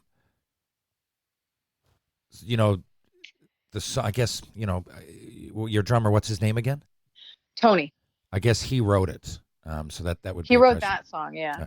Who wrote? Yeah, so that's a question for him, I suppose. Who wrote? Did you have anything to do with writing "Vibrate"? The song "Vibrate"? I only want to know because why the E in between the B and the R? Is that a syllable thing? Is that just for three syllables for the song? Yeah. Okay. I think it was us just trying to be clever. Like we were very, we were four very distinct individuals, and I would say, in particular, our guitar player Thomas was quite an intellectual. So the title Metasexual was born out of like some crazy essay that he'd read involving Sappho and Eros, and like really okay. deep literate Yeah, okay. references. Okay. And Vibrate, that was one of his songs, and I think we all just kind of liked that it was weird and not exactly a word. It's not, but in this day and age, everybody puts an S as a Z. I mean, Prince was the first one to do it. I think I Could Die for You or something, and whatever it might have been. I remember being a kid and going, "Oh, he's using a number 4, clever," and then everybody started doing it. But so to see it just slightly in the middle of the word, spelt like wrong, I looked at the word and I'm like, Jesus, is that right or is that not? And I remember just in my head letting it go. And then today I said, I'll ask her why. it could be just the syllable. It happened. I'm impressed you spotted it. There's a tune I've been listening to, like, been a huge fan of for years that I saw. I completely had one of the words wrong in the song for years and only noticed like last week when I was listening to it. Well, what is it? If you don't give it to us, well, it's Weaker Thans, Plea from a Cat named Virtute. And I just always read it as Virtue. I never noticed that it was Virtute. I didn't notice the second T. Oh, I see. And it was only like last week when it was on, like, came on the CarPlay thing, and it, like, the title came up full on CarPlay, and I like saw it and went like, "What the hell?" I didn't realize. And for a second, I was like, "Is that wrong?" And then I checked, and no, I've been wrong for years. Yeah. I bet you I'm wrong on a lot. I never usually check the lyrics. I bet you I'm wrong on a lot. I'm bad with lyrics too. I'm terrible. I'm not. I don't know. I love lyrics, but they don't stick with me the same way. Meanwhile, Tara, we have. I'm sure you know more than anybody, because exactly, like, I'll remember the odd lyric. A lot of songs beat hits me first, and then I'll learn the lyrics because I listen to it so much, and I'll learn. Ron MacLean. Does that guy? Does he just have like? Sometime I'm going like, are you punking me? Do you have a fucking earpiece in? How do you know? He'll start reciting shit. Well, first of all, he'll go like Ulysses or some James Joyce shit, which I think he did on our show. And I was like, my God. Yeah. Like, he did, yeah. I'm sure and then he goes into like lyrics, and he'll tell me, well, I wasn't really into rock and roll. And then, because let's just say a band that we both know, like, say him and I don't know, Huey Lewis and the News or something. Like something just totally random that had hits that, I didn't think, do you believe in love? I can sing at the heart of rock and roll. Okay. But he'll start talking about some song that I never heard of on like some rare album, and he'll know every word and tell you what they mean. Man, like, and I've spent I don't know. Yeah. Isn't it crazy when you realize, like the first time, I guess, to segue here, but the first time that you were around Ron, we'll pump his tires for a bit. Like I thought, honestly, how does he do that on TV? Remember all these names and everything. Like the guy must be, he must write it down. There must be something that he would say, come to Newfoundland 5 years after meeting my buddies and remember their names, say. And I would go, like, I must have done something that night significant. Like, there must be some reason that he remembers. But no, right? Portage Prairie a few months ago, same shit. He's out there, and she travels all over Canada. I've been all over Canada at random times with Ron, enough to see that this ain't a fucking joke. Like, he remembers this shit. But you're at it every week. You're seeing 10 or 100 times what I am. Does that blow you away, or does he have a secret? No, I mean, I think he has. I mean, I've tried to figure it out, obviously, because I'm with him and I'm like, how is this happening? I mean, I think he does have a photographic memory, because I know that, he's able to say, write something down, something that he's going to say on TV. He'll write down a paragraph, look at it, and then it's in his brain, and he can not only remember it, but he can remember it and spout it seamlessly. So there's that. But I do also think that there's a retention that he has that's based on a genuine curiosity. Like I think because you have to want to remember people's names. Yeah, I don't agree. think it's accidental. So, I mean, he has that kind of memory, but I do think that he's engaged enough, and perhaps the storytelling has something to do with it, like it's easier to remember. Yeah, you're right. Things within the context of a story. And I think that's sort of, Jesus, it's not a trick, but that's, I think, what he does.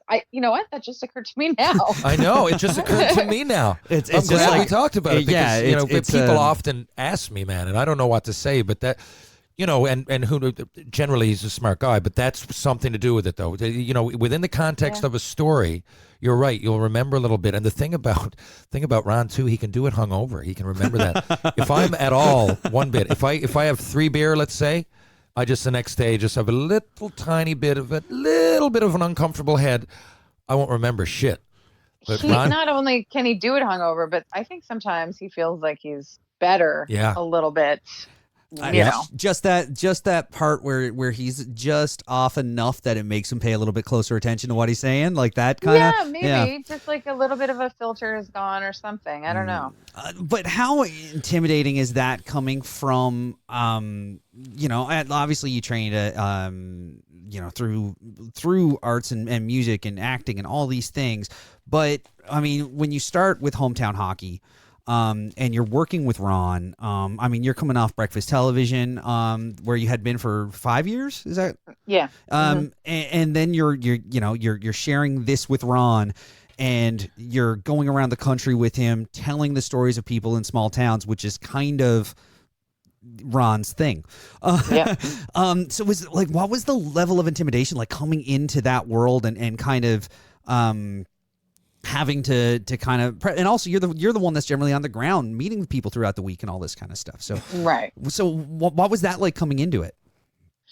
Well, my role started as a bit more of a peripheral one. So, I was kind of brought on to be more of a kind of reporter. So, it was surreal though, because, I kind of lobbied for the job, and then I met up with Ron, and I think they just wanted to see if he thought it was okay. Whatever. We talked about music the whole time. We didn't talk about hockey. And so, I was just doing little bits and pieces, and then the year after kind of graduated to full time and then full on co-host. I mean, sometimes I find myself, I just have to remind myself that I have my strengths and he has his, and I can't, I'm not him, but he's not me. Yeah. Totally. And I think we're complementary, and yeah, totally. Sometimes where, and he'll admit, like sometimes he'll veer off on a tangent. I think where sometimes I can bring things down to earth a little bit. Right. If that makes sense. No, it totally does. But I think where we do meet completely is, first of all, we get along great and we have a good time doing the show together. And we have the same drive to get things right and, to leave a community with that community feeling proud, or at least, having entrusted us with their stories, that they feel good about what we've done. So, um, and being thorough about the kinds of stories we tell. So, there are a lot of places that we do meet, but for sure, when it comes to like, pure broadcast brilliance, like I just, I'm never going to be able to weave what Ron can weave. Tara, that's why it's hometown hockey, and you got, look, what you do have. Yeah, there are a lot of differences, but with the common, like, just some of the common denominators are a passion for Canada, for the flavor of hometown hockey, for going in, like you said, being genuine. I mean, you're genuine too. That's why you can identify it. And if you weren't, I think it'd be real obvious. But the show, what drives the show, I think, is the passion of, not only for hockey, like I said, for hometown stories. Hockey is just a vehicle, right? But there's all these hometown stories that bring people together, and that's what you guys get at. And I think that's, in my opinion anyway, why it works and why it's genuine. And like, there's a whole lot of common denominators. And I guess we just happened to ask you about Ron first when we're talking about hometown hockey. But, I love that. And I think, and now actually talking about all these different parts of your background, I mean, I knew you would accomplish things. I didn't realize that you'd crossed over so many cultures and genres and places. So that's that you were hometown hockey, and before you were doing it, you were traveling all over. Mm-hmm. You were on TV one way or another, right? You were Yeah. you were, so your craft was being honed, intentionally or not. Early on, right from day one, you were being trained for the job you got going now. So, I guess the last thing I want to ask you about that. I know we're taking your time. It won't be too much longer. No, it's okay. I'm enjoying it. This is a great conversation. Good. I never know how long people want to go, and I just realized we're at like 50 minutes. But the host of Breakfast TV in Calgary, right? I never saw an episode out there. I just knew, I got a lot of friends out there in Calgary. I played in the Western League, so I knew that you were doing that. But what I know about, were you the host? Like, 'cause it's a different ballgame. There's a lot coming at you live. Like, you don't really, whereas you kind of have preparation on the show you're doing now. So was that the biggest difference, the obvious, or was it something else? Actually, I mean, definitely there was a big learning curve getting into the breakfast television thing. And I mean, I think it's the best possible education you can get. It's, you're doing 3.5 hours of live TV every weekday. And you have to learn to be prepared for whatever happens, and in that way, when you can be kind of loose and transparent. And I think that's what I'm really grateful for. I mean, not just sort of understanding the mechanics of TV and how to throw to break and all that kind of stuff, but just being able to go with the flow. And I think viewers appreciate, like, I mean, I would break up laughing all the time. And, somebody walks through the shot, and that stuff's funny. You're not going to pretend it doesn't happen. So I felt like it was just fantastic training. I would say that, though, we do have, preparation. We have lots of preparation for hometown hockey, but nothing is ever in stone until like, 6:29 when we're going on air at 6:30, because, we've all been kind of information gathering leading up to the broadcast. So in that way, it's harder because we've just sort of decided what the most important stories are, or we try to sort of feel out the community. And then we're kind of throwing that in our, the opening of the show, and just, trying to remember what to say and how to say it and how to get from one thing to the next. So I actually find it much more difficult. Breakfast television was almost easy. You get into a rhythm, and you prep for the interviews, but I mean, I guess it's something that can become kind of routine in some degree, whereas when you're on the road in a different community with different stories, every week that could be so drastic and dynamic versus, again, you kind of can fall into what the formula of breakfast television is. Is that right? Yeah. I mean, I think even Ron will say that hometown hockey is a lot harder for him than Hockey Night in Canada, because Hockey Night in Canada, you if you pay attention to the games and what's going on in the NHL, then you're good. But for us, like Yeah.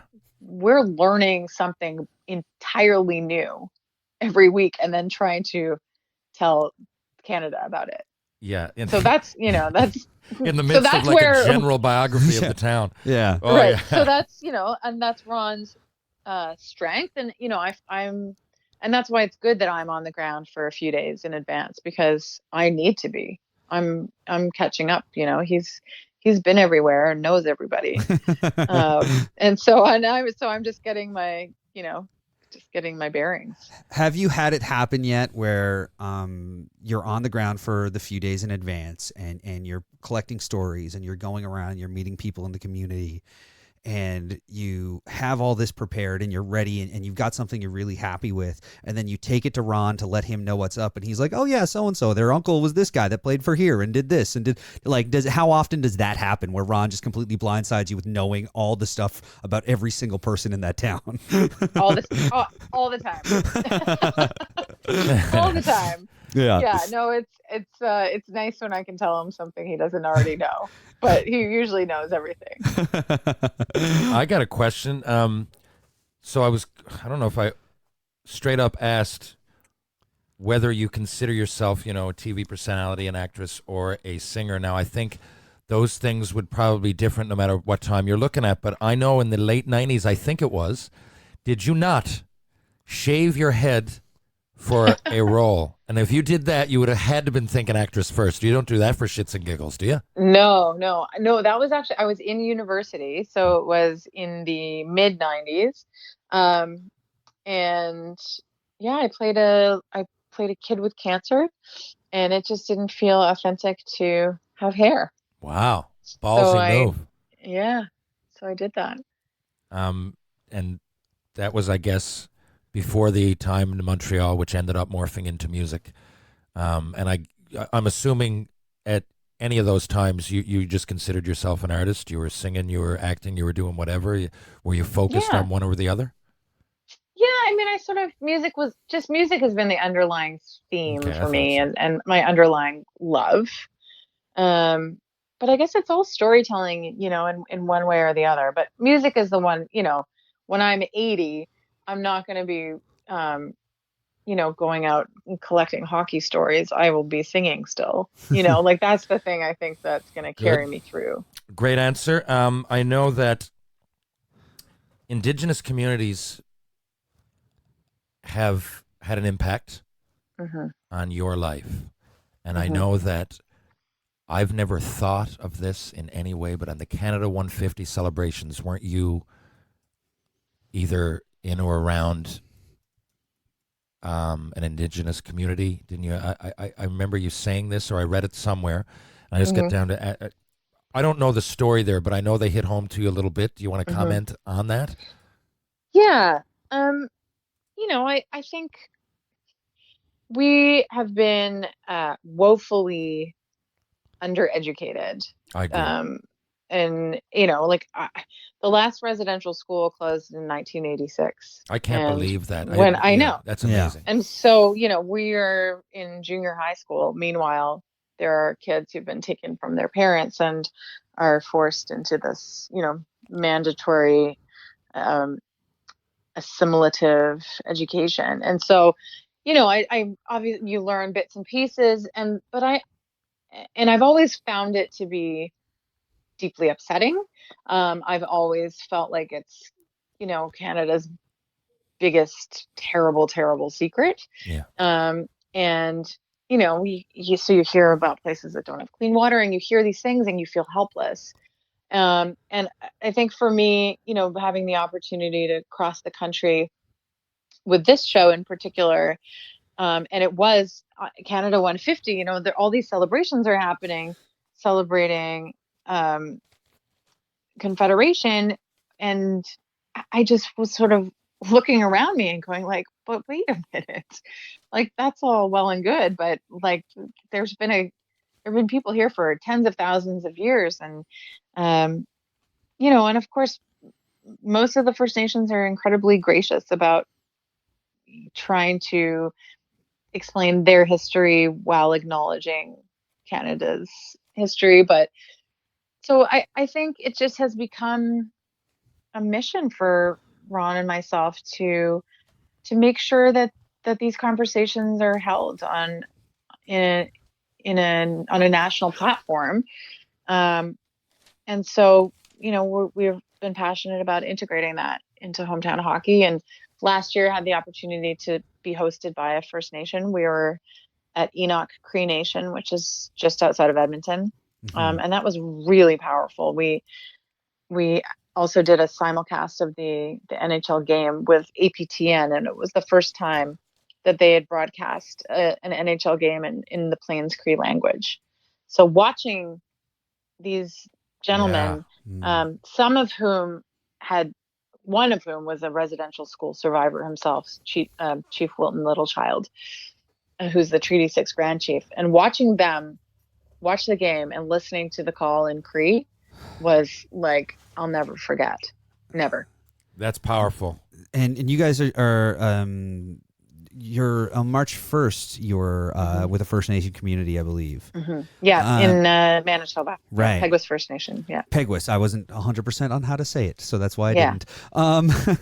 But and I believe it's the only one this season that you guys are hitting. But is that something that you're going to try to take on now, make sure there's, moving forward to try to make sure that representation is there?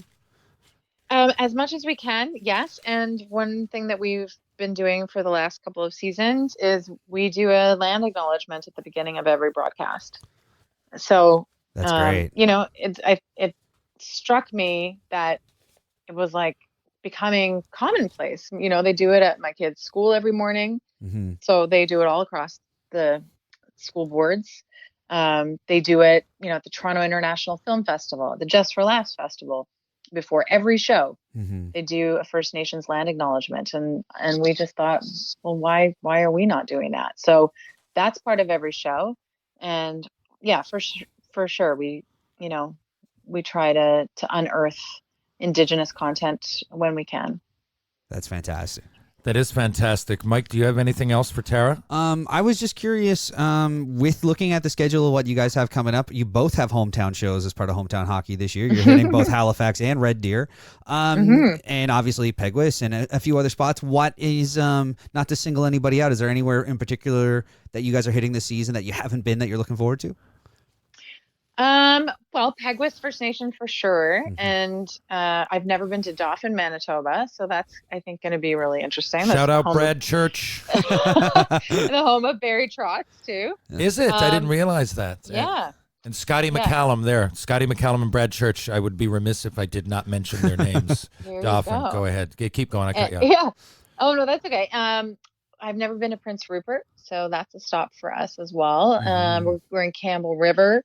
So, and, there's every stop is great. Like, honestly, I know it sounds kind of like sunshine and rainbows, but it doesn't matter where we are. It doesn't matter the physical backdrop. Obviously, there are a lot of beautiful places in the country, but it's about the people. Like, we're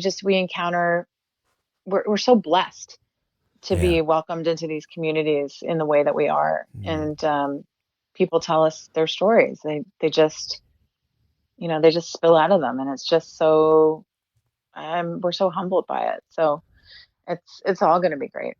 But I'm excited going home to Halifax. Of course, it's always fun. And then, of course, you're in St. John's the next week, and that's always fun. And, and that's always fun. I see that you guys are doing 2 games on February 2nd. Is that one, and it's in a Quebec community? Is that one in English and one in French? Is that what's happening, or is it just you guys are doing the same show twice for Groundhog Day? No, I think that one. I think what happens, it's not a true doubleheader in that I don't think one's early and one's late, if I'm correct. It looks like they're both the same time. Yeah. Yeah. So that means we just, I think, would direct to a different one. So our main one, that's Super Bowl Sunday. Oh, is it? Yeah. Oh, yeah, because it is. It's super early in the day, too. Yeah. Yeah, so the NHL doesn't put any games later. So what we do on games like that, so our main matchup is Columbus Montreal, and then we orient our Sportsnet Pacific viewers to the Vancouver game should they wish to enjoy their home. And of course, again, it's just doing the same broadcast twice because it's Groundhog Day, and of course, yeah, no, they all get the same they all get the same guts. Everybody gets the same broadcast. Yeah, I don't know if I have anything else. I'm just excited to get you guys down here. It's going to be a lot of fun when for all the stuff that's going to happen around this. I know you guys did my hometown a couple of years ago, and I haven't made it to any of these, so I'm really excited you guys are going to be Mike's around in a from couple Grand weeks. Falls, Windsor, Tara. A couple of years ago, we were out we there. had such a fun. That was That was such a great unbelievable. show. You missed it, Mike. The mayor did Ron already tell you this? No. The mayor threw a party for us. So he Barry Manuel. Barry Manuel, yeah. great Manuel. baseball player. I think he was former coach. Yeah, I think he coached the Cataracts for a bit. Yeah, good. Yeah. Yeah, I knew he was a good hockey player.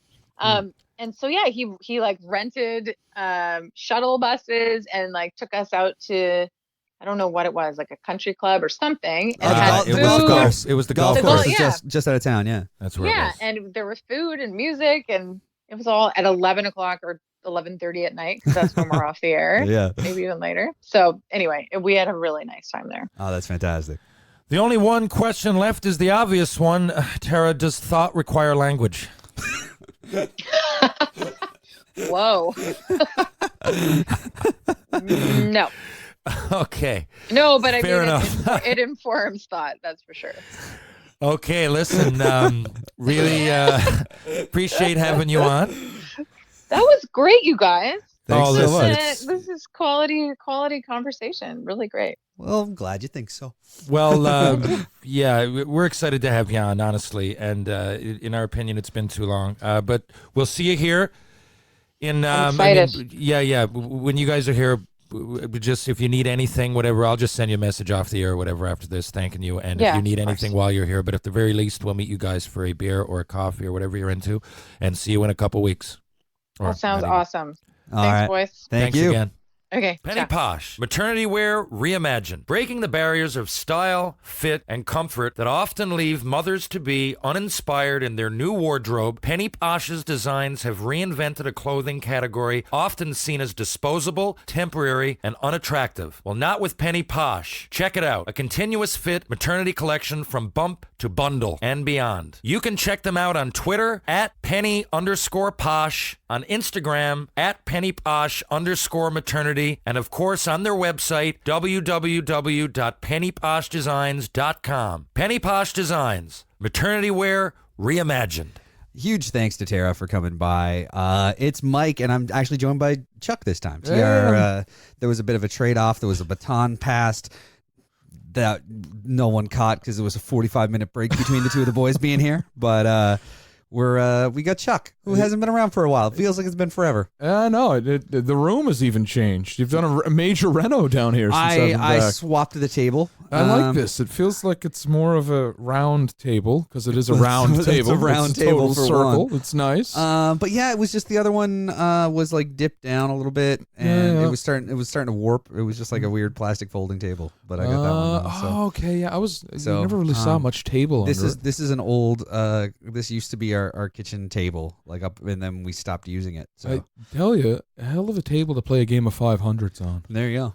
There you go. This was also at my bachelor party. This is we played the gentleman's game on this in my buddy's backyard. Okay. Because you need a round table for the gentleman's game. And 500s. Yeah. Well, not really, but it helps.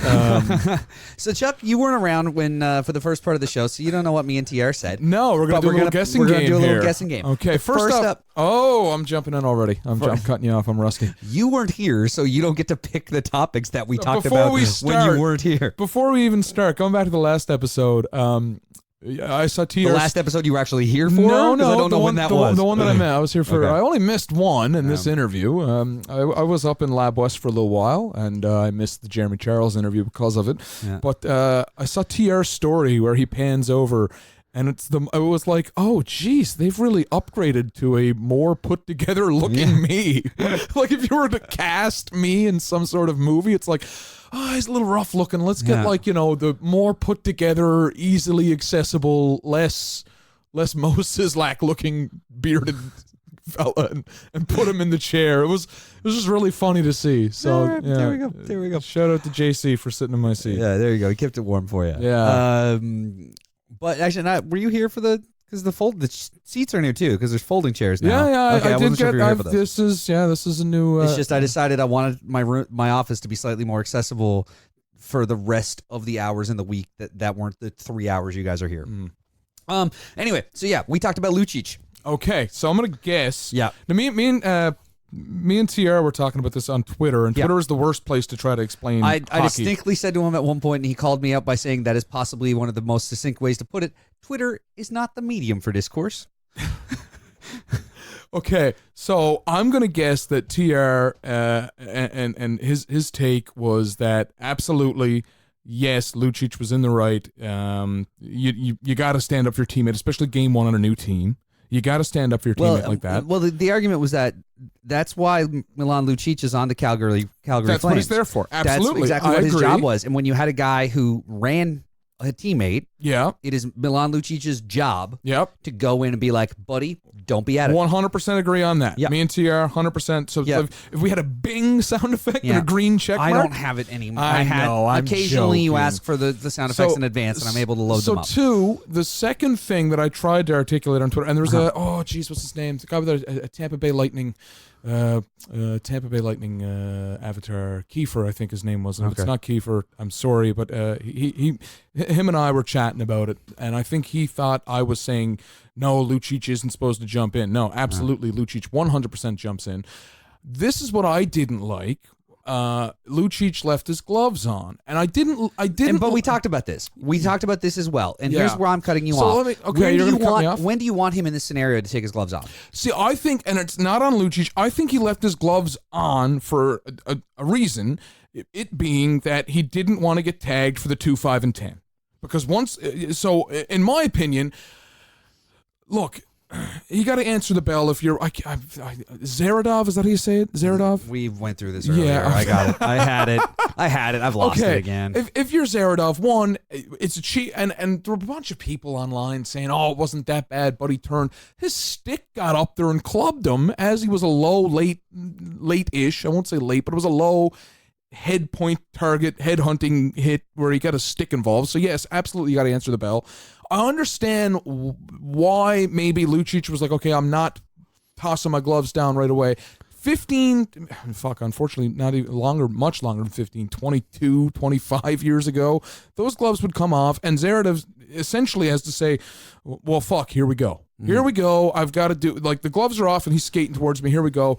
With Lucic leaving his gloves on, I felt it had opened up the opportunity in which the linesman said, okay, well, are these guys going to go? Are they not going to go? They're lingering around, and then the linesman got to get involved. And then, of course, I called it I called it a sucker on Friday because Lucic just kind of jabbing at him, and then he gets one last good dart in. Yeah.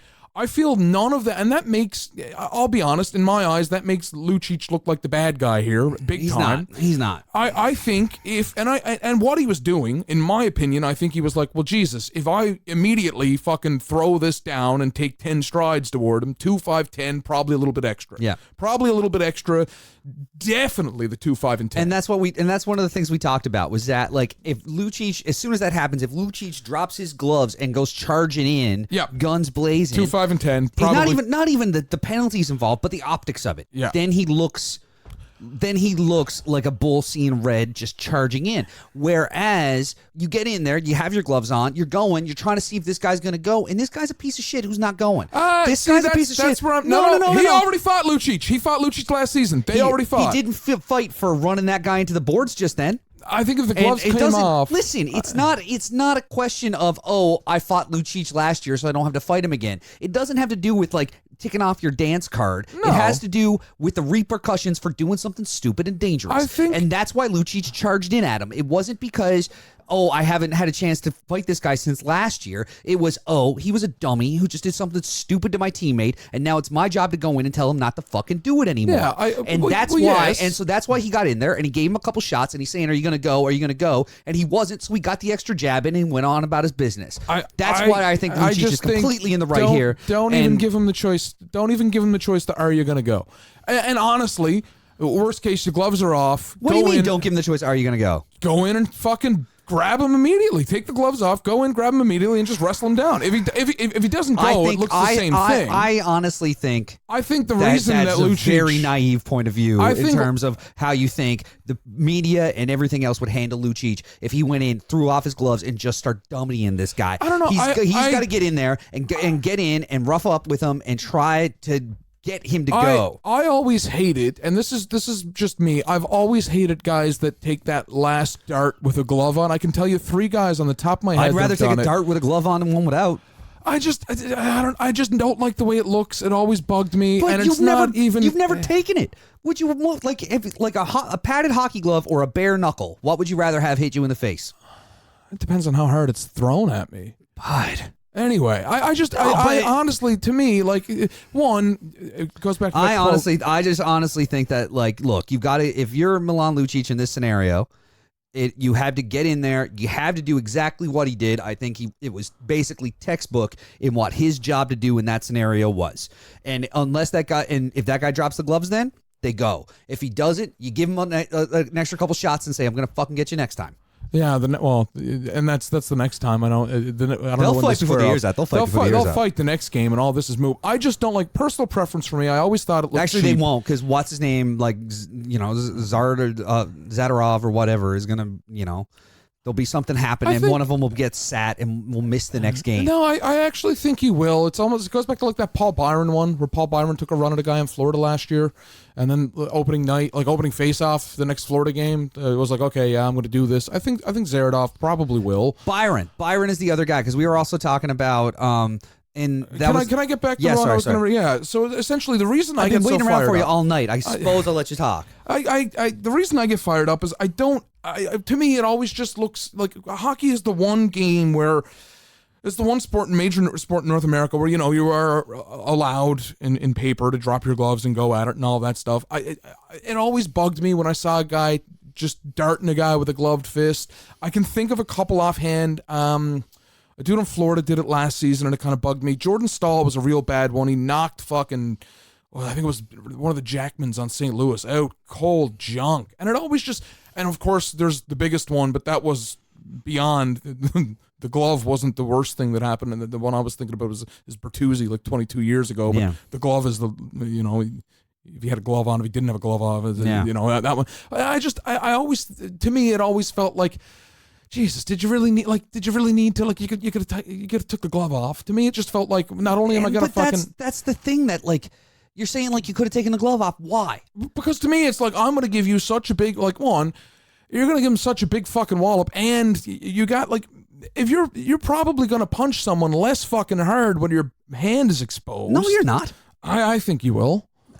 You've never been, like, you've never punched anything? Like, I've punched people, yeah. Have you ever been in a fight in hockey? I've been in a ball hockey fight tons of times. And what have you done? You've dropped gloves and gone bare. Actually, I got really pissed off at a fucking team. Well, not a teammate, a coworker of mine. You told me this story before. Yeah, because he left his blocker on and kept fucking clubbing me with it. Well, a blocker is different. Well, no, I know that. It's totally different. And I don't like that argument either. It's like, you've never, No, but it's an argument to make. If you're saying that, I'd rather get hit in the face with a bare fist as opposed to a glove, like a hockey glove that's padded, then no. Like, the thing is that, for one, dude's gonna mess up his hand hitting a helmet if he gets caught. But that's the thing is, like, you give that shot, and then if the other guy's ready to go and you're ready to both fight, then you fight. But until you're both ready to go, you leave the gloves on. They weren't going to let him go. So then leave the gloves on. Three refs. Then leave the gloves on. Give it the shot, and if he goes, you go. Yeah.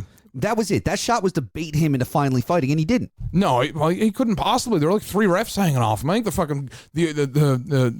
the The video review ref was holding him back at one point. Either way, I think Lucic was in the right. I think it was the right thing to do. I think he did it well. And that's everyone kind of flamed me for this. I think he did the right thing right up until that one thing. And like I said, it's probably a personal thing for me. I just don't like the look of it. Yeah, well, I think you're wrong. I think I want to see more guys just fucking just more gloved fights.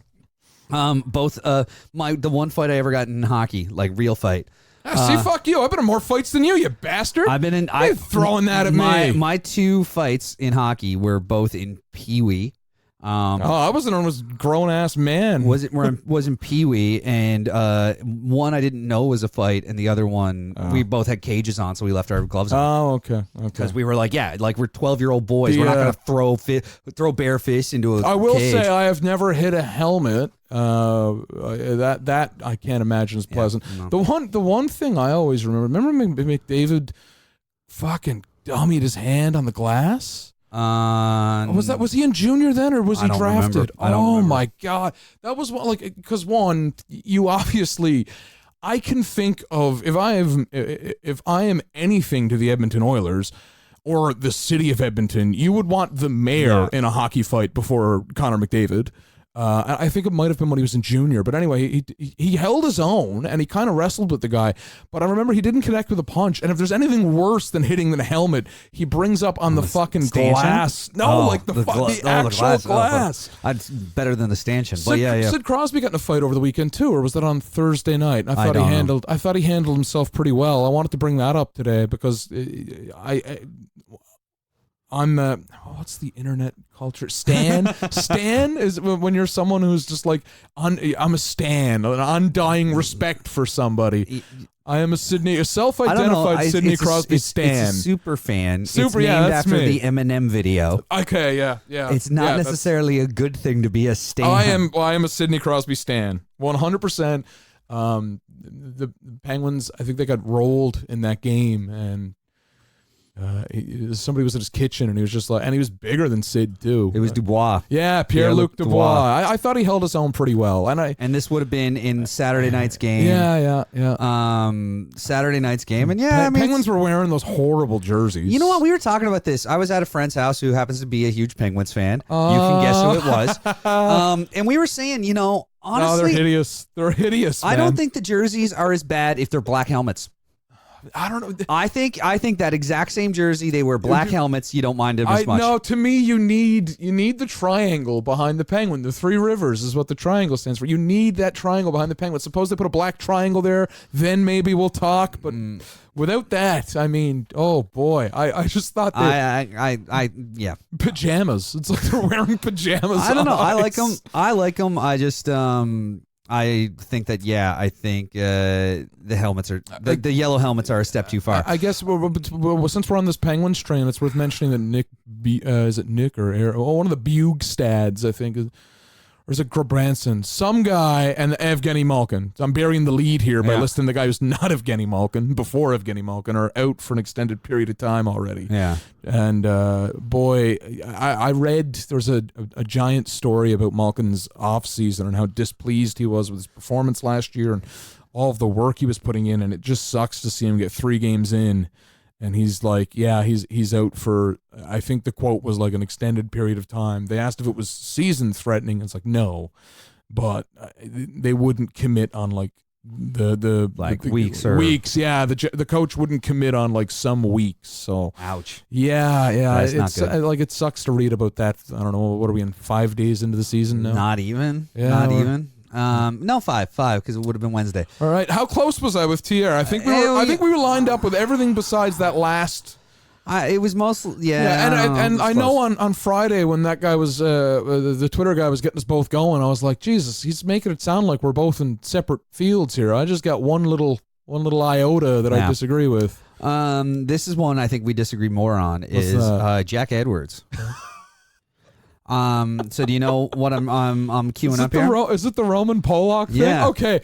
This is actually one of my favorite news stories and that never got any attention. TR hadn't seen it, so he actually came around and watched it. I'm so mad I missed this reaction. Watched it. Fuck. While we were just sitting here. So Okay, Jack Edwards says some things. Honestly, I never like to see a player get hurt, regardless. who of does? Yeah, exactly. I will say an exception. I think if I were around the 1972 Summit Series and Bobby Clark shattered that guy's ankle, I probably would have, that's the asterisk. At the there. Yeah, time. at the time, if I were around. However, I never like if to see. sensibilities were what they were, Yeah, given I think that's the only time I would actually like jump up and be like, my fuck, that's broken. That's broken. Yeah. However, Jack Edwards is he's a special kind of homer. Like he is. He's a special guy. But that's what And I that's part love of the about endearing him. thing. Yeah, I that's- love However, how- I don't think he's ever really gone full ham and been like, yeah, this guy looks. he didn't. He really didn't. He just said it was, what was it, hockey karma or It was something? what happened was, and we talked about this 2 hours ago. Yep. Polak goes in behind Wagner. Yep. He's got a stick out. He's going for the cross check. He's at the red line as he's doing it. It's a bad spot to be, making a dangerous play. I watched a lot of Polak. That's about 46 strides for him from that red No, line. he's like, I mean the goal line. Oh, okay. He's at the goal line. They're like Okay. they're like a couple meters from the boards. Yeah. And Wagner kind of loses his footing and falls out of the way, and Polak goes head first into Follows the board. through. Yeah, it is a fall. And so what happened is he goes down, and as he drops, Andy Brinkley goes, that's kind of self-inflicted. And Jack Edwards says that's bad hockey. Yeah, it's a little bit of bad hockey karma. And which at the time, Polak was still moving. Yeah. He was lying on the ice, but he was moving his head, and he was just kind of like, it wasn't like he was down and out. And that's the thing. So this is my thing. He so- wasn't so saying as it. he, minutes later, Polak is stretchered off the ice, and everybody's concerned about his well-being. But at this, and when you see the clip and you hear the thing, like you're told it as though he had been motionless. Yeah, the for screen minutes. grab did that. So They make it that's- seem that's like the he's one- motionless for ages, and then but it was a very reactionary thing, as what looked like a dangerous hockey play turned out to be dangerous for the guy who was doing it, as opposed to So to me, this okay. His agent is Alan Walsh. Who, if Yeah. you have Twitter, and so that was the thing I was going to bring up. This was Alan another Walsh- conversation that we had, which is when you said Paul Byron. I was like, hang on, Oh, it was that we were talking about why the hell do we have agents on Twitter? Yeah, well, there's not too many of them. I think it's just him. But anyway, Alan Walsh had and that's the first thing I noticed when I watched it. I was like, well, the screenshot he used here, it makes it look like it literally made it seem like he was saying this as they were carting the poor guy off on the stretcher. And that's not at all what happened. Literally, he said it almost like, I don't even know if he hit the boards when they were saying it. I don't even know. It was like follow through. Yeah. No, he was down. But he was down. But as Edwards says it, yeah. like in the thing, Polak's moving his head as he's saying it. So it's, I will go. It's not like he's unconscious. It's not like he's the poor quarterback who got dummied yesterday. I didn't see that. Oh, dude. I will say this: if you follow my Twitter, you probably know how big of a whipping boy Roman Polak was for me for 2 seasons. Never want to see anyone get hurt.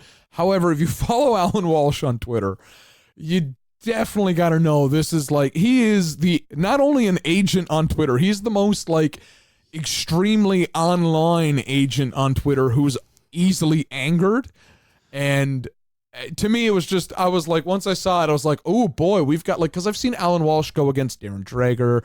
I've seen Alan Walsh throw a bunch of shade at like any person who's like a hockey insider, but I've never seen like Alan Walsh and like I said, Super Homer and Jack Edwards. And I was like, geez, this might beat up. I was hoping that Joe Haggerty would get involved in the mentions and like it would just all go to Hags, hell. I don't think did. I think Hags managed to somehow stay out of it. And that's what I was like. I was looking at it, and I believe Alan Walsh like tweeted it almost instantly. Like I don't even think the stretcher was off the ice. And like he's saying he was talking up the Bruins who like sent condolences. I'm like, what could they He's send? not dead. They were on the bench, like. But it was just like it was so like. Well, Here's one thing. I think Here's that one game thing. was still going on while he was tweeting Yeah, it out was. about how disgraceful it was. It definitely was. Calling, It definitely calling was. Edwards a piece of shit. And It definitely was. I can guarantee you one thing, just knowing the Alan Walsh on Twitter and the guy that, he's from the directors that brought you such things as the New York Islanders goaltending controversy and the John Drouin trade debacle, and all of these things are architects of Alan Walsh. Yeah. Even if somebody did, like, say if somebody did phone him, which I don't think. I don't know. Maybe it's not far-fetched to think that somebody phoned him if he was. I don't even think he was hospitalized. Was he hospitalized? He was. Yeah. He yeah. was like long term, like overnight or something, or. I gotta look it up. Yeah, because even if somebody did, so what I'm going back to Alan Walsh is like, even if somebody did he's reach got a out, sternum fracture. Sternum. Oh yeah, that's a bad one. He suffered a small fracture in his sternum in the 2-1 loss and will be evaluated in a week. Polak had to be helped off the ice in a stretcher in the second period after falling awkwardly into the boards while trying to deliver a hit to the Bruins forward Chris Wagner. Polak appeared to lose his balance and went head and shoulder first into the boards. Here's the Stars thing. head coach Jim Montgomery told reporters after the game that he has use of his extremities and he's feeling better in hospital. He's on a 1 year. So he was hospitalized. He was hospitalized. Here's the thing. He's on a 1 year with the Stars. Who on earth? And that's from TSN. Who on earth would like? Condolences from hell. Like, is the guy that slipped the cross check supposed to be like, geez, man, sorry you tripped, and you know what I mean? Like, it's not like somebody hurt him on a play. It's he kind of tripped over him. It was unfortunate. It looked very uncomfortable, but it's like, what does he mean? It's like, oh, geez, nobody offered their condolences or anything. Like that. No, what he said,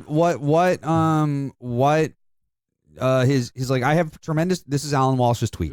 I have tremendous respect for the Bruin players that sent best wishes, all class. Okay. As for Jack Edwards, to say Roman's injury was bad hockey karma while he was laying on motionless on the ice, you are truly a piece of shit and an absolute disgrace.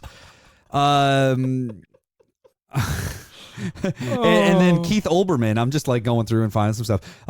Keith Olbermann said, our best to your client, but no. The act of piece of shitting is to ignore the immediately solemn tone in his voice in the clip and deliberately cut out the rest of the clip so the subsequent genuine concern and empathy isn't heard and the context erased. You owe Edwards an apology, which I think is true. Edwards stands by his real-time call. Brick. Oh, Edwards did throw shade back at him? No, his thing, his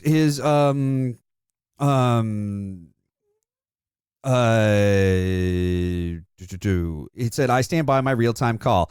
Brick encapsulated it when he said that it was self-inflicted. Man, I tell you one thing, as foolish as all this is, because this is, in my opinion, the heights of foolishness, and it's by the architect, Alan Walsh. Yeah.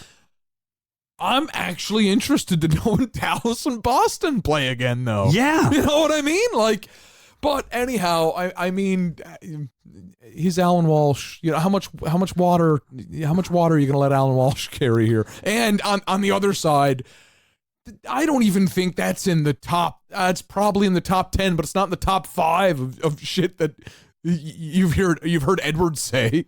Oh yeah, no. There was a call last year that was still my favorite thing I've ever heard Jack Edwards say, where it was the Bruins were playing the Canes, and they were wearing the throwback Whaler jerseys, and he said something like, "Strip the whale of its blubber and boil the carcass." Yeah. And I was just like, my favorite part of that is that was clearly something that Jack Edwards wrote down. Oh yeah, probably he like the day he saw that in the schedule. And was just like, I'm going to wait for this to happen, and when they win against them in these uniforms, I'm going to say this. There is one thing to say. I do feel that, and again, I'm a Bruins fan. Yeah, I love Jack. I still remember I think the first time I really got to just like enjoy a Jack Edwards call and heard it like just heard him and Andy Brickley just being like full on Bruins biased fans, and it's like my favorite thing. I'll say this. I mean, well, there is kind of something there to watch an unapologetic biased fan. And I'm not saying every I love game. it. I mean, that's why he works for NESN and not I was NBC, gonna say, right? But like, for the bigger hockey markets, such as Toronto and Montreal and stuff like that, they almost kind of have to lean against. You know what I mean? Like, if you watch a game on RDS, they're almost gonna nitpick the Habs more so than. But the other thing you got to realize is that RDS is the French language version of TSN. Yeah, but they So have they're they not- have the Habs regional coverage. They have- do, yeah. they do, but at the same time, they're a national Yeah, that's- broadcaster's region. We are talking the New England Sports Yeah, Network. and we don't get It's that. Slightly we don't, different. Yeah, we don't get that in Canada, I guess, Yeah. because we get most of the national coverage. But there is something, because I remember watching a lot of Penguins games, and Bob Harry and Paul Steigerwald Yeah. would be like, they would be actively cheering on guys like Joe Vitale, and I would always find that like a little endearing, being like, you know what. If you're a super fan, and you're watching this game and say, if it's the Bruins getting steamrolled by the Jackets in February and you're pissed off, there is something that doesn't happen. but if it does, there's something kind of endearing that the person bringing you the game is just as mad as you. Oh, and I'm yeah. not saying, like, I think every game it would be almost maddening. You'd be, all 82 of them, I think, but you'd get if you. But in that snapshot, one game and a couple of dozen, if you're stuck with the Neeson feed. Is it Neeson? Nesson. There it is. If you're stuck with the NESN, Nesson, NESN feed, it's almost being like, it's like going to a sports bar filled with people that are losing their mind, and it's like, You know what is really fun? I honestly think this might be the most Bruins related content I've got to have that wasn't related to the Stanley Cup final that I've got to have on the show. It's always goddamn Leafs and Habs. We never get to talk about my Bruins. And this has been super fun for me. It's so good. There you go. But yeah, no, I think that but getting to the Leafs. yeah. I do have some Leaf stuff. I do too, because I sent you such a great You've been chirping me pretty good. well, it's not. I'm normally, and you got to admit, I'm normally not that bad. You are one of I'm going to say 6 Bruins fans that I have kind of in my that would text me stuff, and Yeah. you really were graceful with the Game 7 winning. I think you made a joke about getting your free steak dinner, like it was never in doubt type of thing, and that was about all I heard from you. Well, generally, I think I've said this on the show before. I am a very sore loser. I don't take it well. Like when my team loses, and if someone's kind of giving me some chirps and stuff, I don't do well with that. And so- honestly, the reason I didn't chirp you when they lost in the finals is because you were so graceful winning. And that's why I am. If it was a Habs I try fan, to be, because Yeah. I know how upset bad I it get is. when my team loses. I try not to be a dick about it when they win. Just because I've been around when they've lost a lot. Yeah, I mean, my yeah. team has lost more Stanley Cup finals in the last I tell 8 you, years than that I care to remember. That would suck. That's 2, isn't it? Yeah, 2. they've won. Yeah. A Game 6 and a Game 7 too. You were in. And Here's a question for you. Yeah. 'Cause would you rather get absolutely fucking rolled in the final or lose in 7?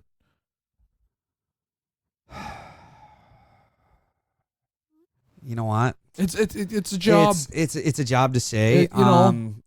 Because again, I haven't swept. I haven't seen him swept. I mean, it's one thing to come really close, and like this was such a rough Game 7 because up until the Blues scored, they had gone something like 16 minutes with a shot on net. Yeah. Like the Bruins were they dominating. were. Yeah. And it was just kind of like, okay, all we got to do is get that one, and then they got that And one, the and then what the hell? They and got it was to do? that one was so. I mean, that was devastating. that one was a Joe Noondike softie, I call him. Joe Noondike won in '89 with the Flames. Yeah. They got the go ahead goal, and then I think it was something like 17 seconds later, there was just a innocent flutter. No. The second one was the one where they were just coming off a power play. Oh, okay, yeah. And The second one was Marchand was covering the point, and tried to change while they were charging at him, and it was just terrible. That was and that was that the was softie. that was rough. That was real rough. So to say, I don't know, man. There's. Is it better to have loved and lost than never have loved at all? Fair. I mean, See, it's one of those things where. I'll say this. You know, it's great. It's great to watch a lot of hockey and get to enjoy the excitement of it all.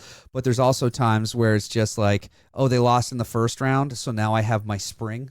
I can enjoy myself. I can go watch movies and do whatever I want. Listen, pal, that's overrated. I'll tell you right now, that's overrated. As opposed to when I was working in Stephenville and literally walked all through town until I could find a television at Actually, a bar I love that had story. that had the game on. And when I was like, "Oh, you guys are watching the game," they're like, "We're closing in 5 minutes." And I stripped off my jacket and had a jersey on and said, "I don't care, give me a beer."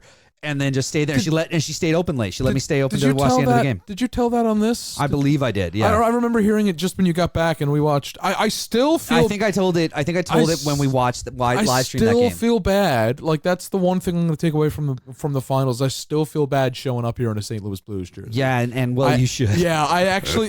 But like I will say, if it was solid trolling. If we weren't doing the stream, I wouldn't have done that. And the other thing was, like, at the time, it looked like the Bruins were walking away with shit. Yeah, that was the TSN turning point. Was that friggin' game? I'll say this though, I was madder.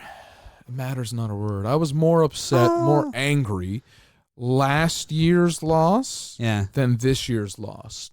And I think it's because we were down 2-0 and then clawed back but this year I felt after they had lost that afternoon they lost in game, 7 still, right? They lost in 7 still. And that's the thing is they were up. They had the chance. We clawed back. This year we were up, and when we lost that afternoon game, which we at did home, we did the episode of Senior that day, and I remember it being a weird afternoon game, and I'd barbecued at a friend's house, and I remember watching it out there, and they. God love them. They did everything like they were like, listen, we put a separate TV on the deck so you can fucking barbecue and watch the game. Yeah. And we live out in the middle of the sticks so you can scream and curse. And I can just remember being like, this is a weird vibe for a playoff game at 6. I said, if we don't close this at home, I said, there's no chance we deserve to win this series. No.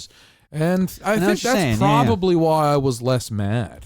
I don't know, man. I feel like it was a different series this year too. I feel like it was there was a lot of animosity. I mean, there was all this stuff with Kadri and DeBrusque and all that kind of stuff. There was a lot of distraction that way. Yeah. And then when it came down to it, it was like, okay, it was one of those weird things where even though it went to Game 7, when the Bruins won 6 in Toronto and then we're going back to Boston, felt like everyone. It was anticlimactic. It was done. Yeah. It was really weird. And I don't mean to say that in a way that like I said, I try to be gracious in my team beating your team and when it happens frequently. Speaking of Leafland, I do want to bring this up. So I don't know, we can share it on the socials and stuff. But after Game 1, they had their little post game ceremony, and teams give out the championship belt or the bucket or this or that. You know? And the Leafs this year, their hardest player of the game, their hero of the game type trophy is a championship ball from the Raptors. And now that's cool. I watched it. The coolest thing to me was Matthews fucking shredding with the thing. But I just thought it was strange because I haven't seen a team. Yes, they went out and they rebuilt the defense. Yes, they went and made it. But I've never seen a team so excited to put this much pressure on themselves internally in terms of saying it's cup or bust. And Mike Babcock even stood up and said, like, we here believe it's our time. A lot of you people believe it's our time. And I was just thinking, I was like, okay, folks, this moment right here, what we're watching is if we do somehow win the cup, my fucking Lord, is it ever going to look brilliant? Yeah. But how often does that actually happen? No, it doesn't. And that's the thing. And I've just never seen, I will mention Chris Dingman. He was on our program, episode 29 program. And he brought up that the Colorado thing was very much cup or bust when he was there. Yeah. And I honestly, the only other one I can remember, but they lost in the finals the year before. Yeah. Well, that was the thing. Or the conference finals. Yeah, and that's the thing. The Pittsburgh Penguins are the other one. 2009 Pittsburgh Penguins they lost in the finals the year before. It was very much cup or bust. And all I could think is, like, why are they... Yeah, what team does a cup or bust as a perennial first round ousting? One, in their division is Tampa, who... log on to Sportsnet. For the last 11 years, they've been the favorite. Yeah. And 2, Boston, who you can never count out unless, Tuukka has an off year, which they're very few and far between. I think the last time he had an off year was 2015. The only persons that are still sticking around from that roster that were on 2015 are like 3 guys. That's Marchand, Chara, and Bergeron. Most of the other people have... Krejci, most of the other people have changed. Did they even have? Did they even have Cassidy coaching them in 202015? They did. Yeah, it was during that season. It was during that season that Julien got fired and Cassidy came in. Yeah. So I'm pretty sure. To me, that's not. But if you're in that division and you've got to play, chances are one of those in the first round. I don't know why we're running around on game 1 of 82, let alone the playoffs, saying like, boys, here's a piece of championship Toronto history. Like, well, what are they going to do in like the middle of, say they have a slump in February? They're going to get Joe Carter in to run the fucking corners of the room and be like, we believe it's our time. I think I think it is a solid motivator. If things go well, if you are a team like the Leafs who are around, there's pictures of them all at Raptors games and stuff, and you are in the town and you saw how crazy that fan base went. Yeah, that's the ultimate motivator. And understanding how, as popular as the Raptors are, the Maple Leafs are the Maple Leafs. If the Maple Leafs can win, it's going to mean so much more to a lot more people because it's been such a long thing. It's been, it's been all these other things. The Maple Leafs haven't won in twice as long as the Raptors have been a franchise. Around. Yeah, and so I think having that as a motivator, and for all we know, Mike Babcock went to Sport Check and bought a basketball and brought it in and said, "Guys, this is the one they won with.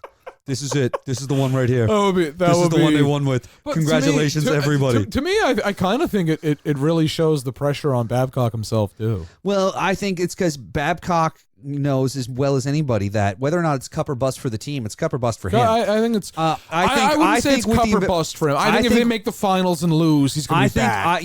But that's getting to the cup. Okay. But if the Maple Leafs, with the investment they have made in their core, whether or not that was the appropriate thing to do is only going to be something determined by history. Yes. Whether or not I will not yell about certain cap.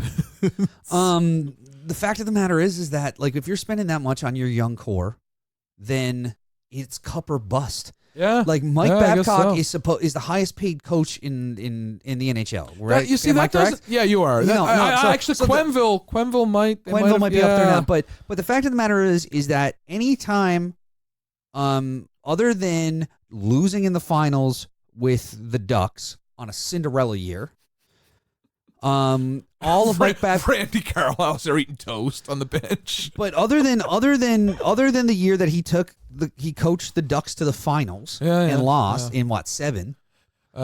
Jesus! I thought you meant somehow the Ducks were going to beat them this year in a Cinderella. No. I'm saying other than the year that happened, all of his success has come from insanely talented teams. Yeah, it's true. The Red Wings were still.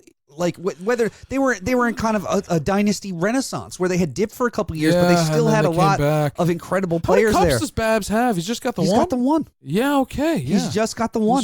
And he's got he's got international, but with Team Canada.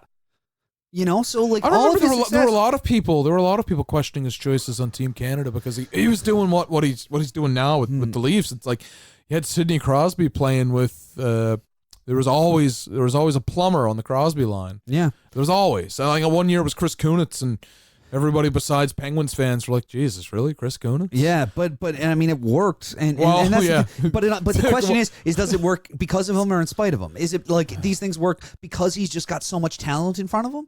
And so I think it's really at a point where Mike Babcock has to prove himself as a successful winning coach. Fair. A lot of people ask me that listen, ask me if I am a fire Babcock guy or a keep Babcock guy or anything like that. I honestly, some stuff he does drives me fucking nuts. I do have. I think, guys, it's 3 games into the season. Well, yeah, it's a little early to hop on fire Babcock. No, a lot of people are still on there from Game 7 of last year with respect to Matthews. Well, that was a weird decision, right? That was and man, another thing is the goalie assignment. So already. Last year, everyone's narrative is, well, he played Freddie 66 games because he didn't have a backup. But the 2 years we did have McElhinney, he only played them 14 and 18 games respectively. Yeah. So, when he had his backup, he didn't really play him. I think he's never been known as a tandem guy, has he, anywhere? He rode Jaguar into the Cup final. I think he was still trying to dress Jaguar for games in July. I think he was still trying to dress Jaguar last year. Yeah, there's a few things about him that drive me nuts, but none more then what seems to be a constant willingness to throw shade at the GM of the team. He's always making comments, and that to me that means he just Kyle Dubas is his boss. Yeah, that's his boss. But to me, it always kind of feels like he throws shade at him, and he looks as Brendan Shanahan as his boss. He feels he's on fireable by the GM. That's the one thing that always kind of drove me nuts. And that's it the feels one, that way. It always felt that way, especially with the Spezza thing that's going on right now. And listen, the day Spezza signed, I remember tweeting that, like, hey, you know what?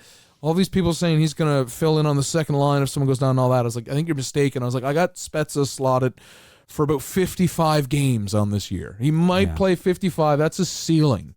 I don't think he's going to draw in every night. I don't think his body's capable of drawing in every night. He's just at the very end of a career, and I think he knows that, and I think the price he signed for reflects he's not playing 82. But the fact that, it's day 3 of camp, and he goes out and makes all these comments, and some of them are heavy-handed about building a fourth line, and, well, there's a role on this team, and I didn't get to talk to him about it first, and all these things that he says, it's always like, Jesus, why does this guy go out of his way to throw a grenade at the GM that's running the team? And sports science department's another one. He's always, throwing that fucking hand grenade at the sports science department. I don't care that he gets paid a lot. A lot of people are like, oh, you're paying this much money for one. Me personally, I'm paying Mike Babcock nothing. 2, the Toronto Maple Leafs are good for it. They can pay literally. I don't care if I found out tomorrow that, like, I don't even know what he makes a year, but if they added it's a lot. If they added a 0 to it, I wouldn't be like, hey, is it going to affect what fans pay for tickets? No, they're already paying too much? Okay, cool. Distribute the money. I don't care. I mean, what I find interesting is that you get a guy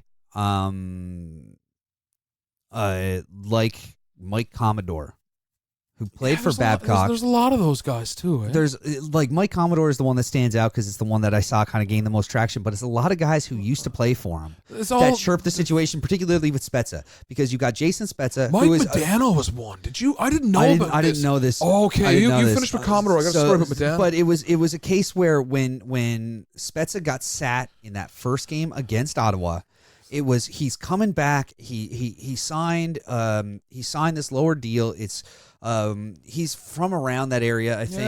It's all these hometown boy. It's all these different things and all these different great reasons why it was like kind of a nice thing.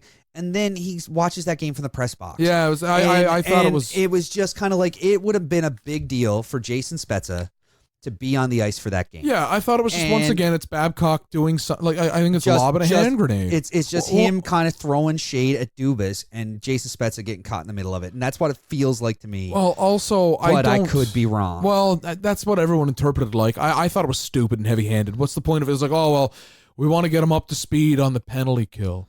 Now Spezza played a lot of. He played I think 3 preseason games. Yeah, and honestly, on that fourth line. He dressed Nick Shore. I watched all preseason games but one, and I was like, okay, the guy that, okay, I understand the need and all this stuff of what he's going for with 2 centers down there and all this stuff. I'm not a big Freddie Gauthier fan, but I'm willing to admit when I'm wrong that Freddie Gauthier has done a fuck ton. He looks pretty good. He's so done far a fuck ton of work at his skating, man. I'm willing to admit when I'm wrong. I've got the Freddie Gault chart, GOAL you told me about this. T. Yeah. So essentially, Freddie Gauthier is on the fourth line. I always criticize his skating. He's faster and it's only 3 games, but he's looked great. He's proved me a man who can hardly skate. Very wrong.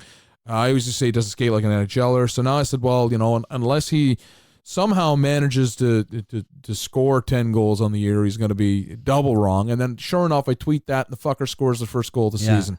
So my brother texted me 10 goat emojis in a row and then 1 check mark by number 1. So I'm going to keep updating the gold chart. But I felt that instead of Shore on there, Spezza's definitely an upgrade instead of Shore. We had Kenny Agostino, who's played a lot of hard fourth line minutes, and somehow he got buried over Shore. So I don't know if it's, everyone always accuses Babcock of having us play things. I don't know if that's one of these things. I got to give him credit where credit's due. Like, he's got Timashov in the lineup. I didn't think he stood a prayer making this team, although I liked what he played all preseason. I mean, with Mike, I flip-flop. There's some things he does that just purely drives me nuts, and none of them, and it's an off-ice thing, none of them are more prominent than always lobbing these hand grenades. Because one, like, it's Toronto, man. The fucking papers are enough to make me, tired of it all, let alone somebody who's like Spezza, who's caught in the middle of this. Yeah. Now, the Mike Modano thing, you mentioned Mike I missed Commodore. that. Mike Modano played under Mike Babcock under Detroit Red Wings. He came to do 1 year at home. He came back to do the 1 year in Michigan type thing. Yeah. He signed the 1 year deal, and he didn't play very much. He was in and out of the lineup all year. Now, Mike Modano, I won't use the term washed up, but definitely at the end of a long career. He played, I think, 50 games with the Red Wings that year, or 49. I don't know if you're looking it up right now. It's Mike Modano. Yeah. Finished that season. 1499 games played. He was sat out down the stretch. They sat him out. Healthy scratched on the final night, and he finished his career because at 1499. Yeah, it gets better, though. Gets even worse than that. He was healthy scratched at the end of the season, and then the first 2 games of the playoffs he draws in. Wouldn't play him the last game of the year to get 1500. First two games of the playoffs, though, he draws in. Yeah. I thought, so everyone was like, oh, why are TSN so quick to phone Mike Modano about this? And I'm like, oh, yeah, that's why. Jesus, he must still be pissed, man. Well, with Commodore, it's he was looking for a new team. He was a free agent, and Babcock went after him hard and convinced him to sign with the Red Wings, and then traded him after 17 games. Did Babcock trade him, or did the GM trade him? Well, it was a different time, and let's face, it was a different time in Detroit. Maybe I answered my own question why he's always lobbing hand grenades to Kyle Dubas. Maybe it's because he just doesn't have those liberties. Yeah, maybe it's that. Maybe it's because Dubas is doing what Dubas is going to do. Well, and to be fair, I am. Once again, I'm going to throw the Stan out there. I'm a Kyle Dubas Stan as well. I know you cosplay as him. So whoa, Jesus, Kyle, you've got a little heavy there. We're almost done because we've been going on for a while. I'm just, it's fun to have you back in the chair. Thank you. Oh, I want to thank Vinny from Twitter. Vinny said he missed me on the last episode. So yeah, it is very nice. But one thing I will say, I want there's 2 things I want to get you on real quick. Just general thoughts. We're less than a week in. What are your thoughts, overarching vaguely, about the season so far? Okay, so I can tell you that we're going to play in the first round again. I already know this. Yeah. The reason I know this is I'm already getting sponsored ads for hotel rooms in Boston. I'm not even joking. I've already. So I think that's a given. The Leafs are going to have. It's going to be an interesting first 6 weeks of the season for my Leafs, because the back end is completely new. Morgan Riley and, right now an injured Travis Dermott and Jake Muzzin all have experience. Other than that, I mean, Marty Marincin played a handful of games last year. Rasmus Sandin's a rookie. Yeah. Tyson Barrie's just getting in. I think he looks great. I think that it's going to be a learning curve. Cody Ceci is Cody Ceci. He's, I don't think he's going to be capable of holding those minutes. One of my friends really believes he's going to get himself traded, and Dermott's going to get a promotion. Mm-hmm. Maybe, I don't know. I don't know if there's a trade market for Cody Ceci. I know there's a D-man injury in Edmonton that could be long-term already. I always joked about trading him over there. I don't think, all of this pressure mounting on the Leafs so early. I kind of meant in general. I wasn't talking about the Leafs. Oh, okay. I don't see them competing for the Cup this year. I don't see it. To me, and people I'm asking it for it to not just be about your friggin' Maple Leafs. I'm getting to who I'm thinking is going to have a great year here. I just meant, it looks crazy. We've seen some good saves. It seems like good. That's all I wanted. That's all I wanted. I didn't want your Cup prediction on October 7th. I'm giving you my Cup prediction on October 7th. Watch out for the Florida Panthers coming out of the East. Really? Really. I'm telling you. Watch out for the Florida Panthers coming out of the East. I like Colorado out West. All right. Really like Colorado out West. And you know what? One of the great things about me is I say stupid, outlandish shit all the time, and then you get to call me on it in the middle of June. And we will. Yeah, exactly. And we will. I think you just did the thing where you deliberately said, I don't think the Leafs are going to compete for the cup because you secretly hope that the way you generally say things, you saying you don't think the Leafs are going to compete for the cup is like sealing them for the No, to no. hoist I the think fucking thing. I think they'll get out of the first round. I think they might even go on a little bit of a run, but I can see them kind of underestimate the team late. Like if the Leafs ran into Columbus like you guys did late in the last playoffs, I could see Columbus or a team of a Columbus product, we'll say a Cinderella unknown, one of these teams that were on a run. I could see them giving the Leafs a lot of trouble as opposed to the Bruins handle them in 5, 6, 5. That's just me. And that's where I see it going. I can see. I think the Habs are going to make it this year. All right. So, interesting. All right. I was just kind of like, you just wanted to wrap it up. You wanted to get out of this. I was literally just like hoping that you were just going to do looks good this year. Like, it's good to have hockey back. That's all I really wanted. That's all you wanted. You don't want all these outlandish predictions. No, because what I was going to do then is circle back and I was going to give you a question about your Leafs. Oh, and let you go, but I don't even know if I want to do that anymore. What question you got? I was just going to ask you your thoughts now that John Tavares has been named captain, the 25th captain of the Toronto Maple Leafs. 25th. Oh, yeah. I was a big Morgan Riley guy. We all know. Yeah. But now it's happened, and now it's Tavares. It's fine. I liked they made a video of it, and Kyle had mentioned once again. Smartest man in hockey in my mind, had mentioned that we don't want you to change anything about anything that you do. This is not this isn't an assignment where you need to change who you are. It's more or less a reward because of who you are. I thought that was pretty cool. I was saying to TR earlier, and all these people already heard me say it.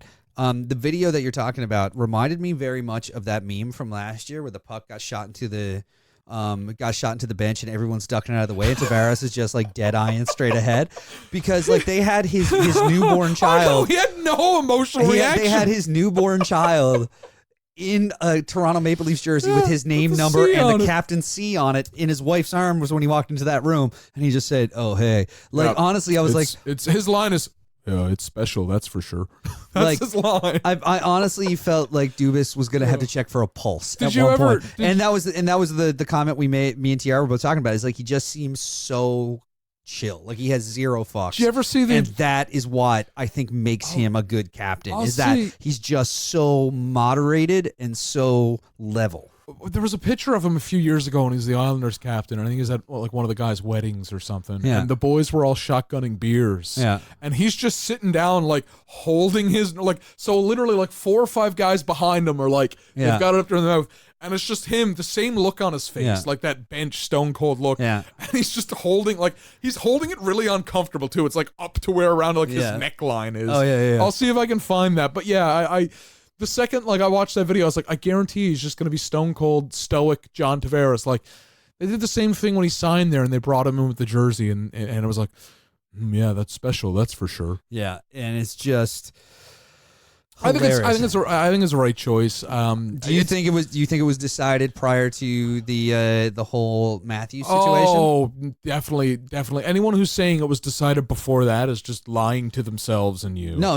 You think it was decided before? No, definitely not. I think it was decided after, and especially because the Toronto Maple Leafs. So you think if that hadn't happened, Austin Matthews would be the captain of the Toronto Maple Leafs? I don't know if he would be the captain, but he would stand a better chance. I think it would have. I think it was no contest. Once the Leafs found out about that via Twitter, if there was a discussion, it ended. Like it was just like, oh, we found out about this the same way as fucking that guy in St. John's, Newfoundland, that talks about the Leafs on a radio show does. Like, you know what I mean? Like, holy this fuck. This isn't a radio show. Podcast. Yeah, but I mean, and the other thing is we didn't talk about this earlier with TR, and I want to save it, I guess, for TR because we're still finding out stuff with this video and the whole thing with the Matthews situation. So did the video ever go? I haven't seen anything on the video. I've heard about it. I've heard very detailed descriptions of the video. My thing is, depending on what's happening with these dudes trying to get into a car, that's a problem. That's what I don't like. Yeah. I had it. Yeah, I don't. That was my problem. That was. If anything, I think the fact that he just pulled down his pants and waddled away in his underwear is a testament to self-control. Because I would have actually mooned somebody. At 21, 22, I definitely did. I almost streaked the charitable event. I did. In fact, I actually had a mooning that would have gone off without a hitch if it wasn't for the squad car behind me. Oh, yeah. You know what? Actually, and while so we're it at was- this, yeah. my dad, big moon enthusiast, likes Yeah. thinks it's hilarious to moon the boys 'cause it is When he's hilarious. on the beer, he thinks it's hilarious. However, that was my beef. I didn't like the fact that like three fellas trying to get into a car late at night, and I also, you know, man, if someone's paying you millions of dollars, Yeah. maybe do a little bit of legwork so they don't find out the same day as me. Yeah. That's, you know what I mean? Like, Right. Yeah. if someone's paying you, and to me, it's like, oh boy, geez, that don't look like, you know, a captain and a leader should own up to their mistakes, especially, Yeah. you know. And to me, once that happened, I was like, well, Jesus, you don't stand a prayer. Like, Yeah, you know, it was. Yeah, I don't think it was part of the conversation. Like, I don't think that's what. I don't think it That was would- necessarily as part of the conversations people I don't were think trying they to make were. it out to be. Put it But that way. I don't think people were yeah. taking C's off a jersey in the Yeah, bowels. I don't think in so the either, bowels but- of the Scotiabank Place or whatever it's No. called these days. Yeah, I but don't know what it's called. I these do days. think if they were having a discussion about it, and it's like, yeah, well, it's you know, the ass factor of it has been great for the memes. I'll tell you Yeah. that much. But again, it's like I have no problem with it. that part. I don't mind the at car all. thing. It's I don't the car like. thing, Yeah. and it's the situation around the car thing that that's the part that I think you need to see a video on. I think Yeah. you need to understand that in context, Yeah. and that's not to. I'm not trying to make excuses. I'm not trying Yeah. to whatever. I just know that like I also have been 22 and drunk, and you know. One of the things you do when you are under the age of 23 and drunk is fuck with security guards, and it's part of their job description. It's the whole thing. So I don't think that Austin Matthews is secretly both Jay and Silent Bob. in I the just, yeah, I off-seasons. think it's just you know it's a very shitty situation Yeah. that somebody in his position should not have gotten himself into, and it was dumb.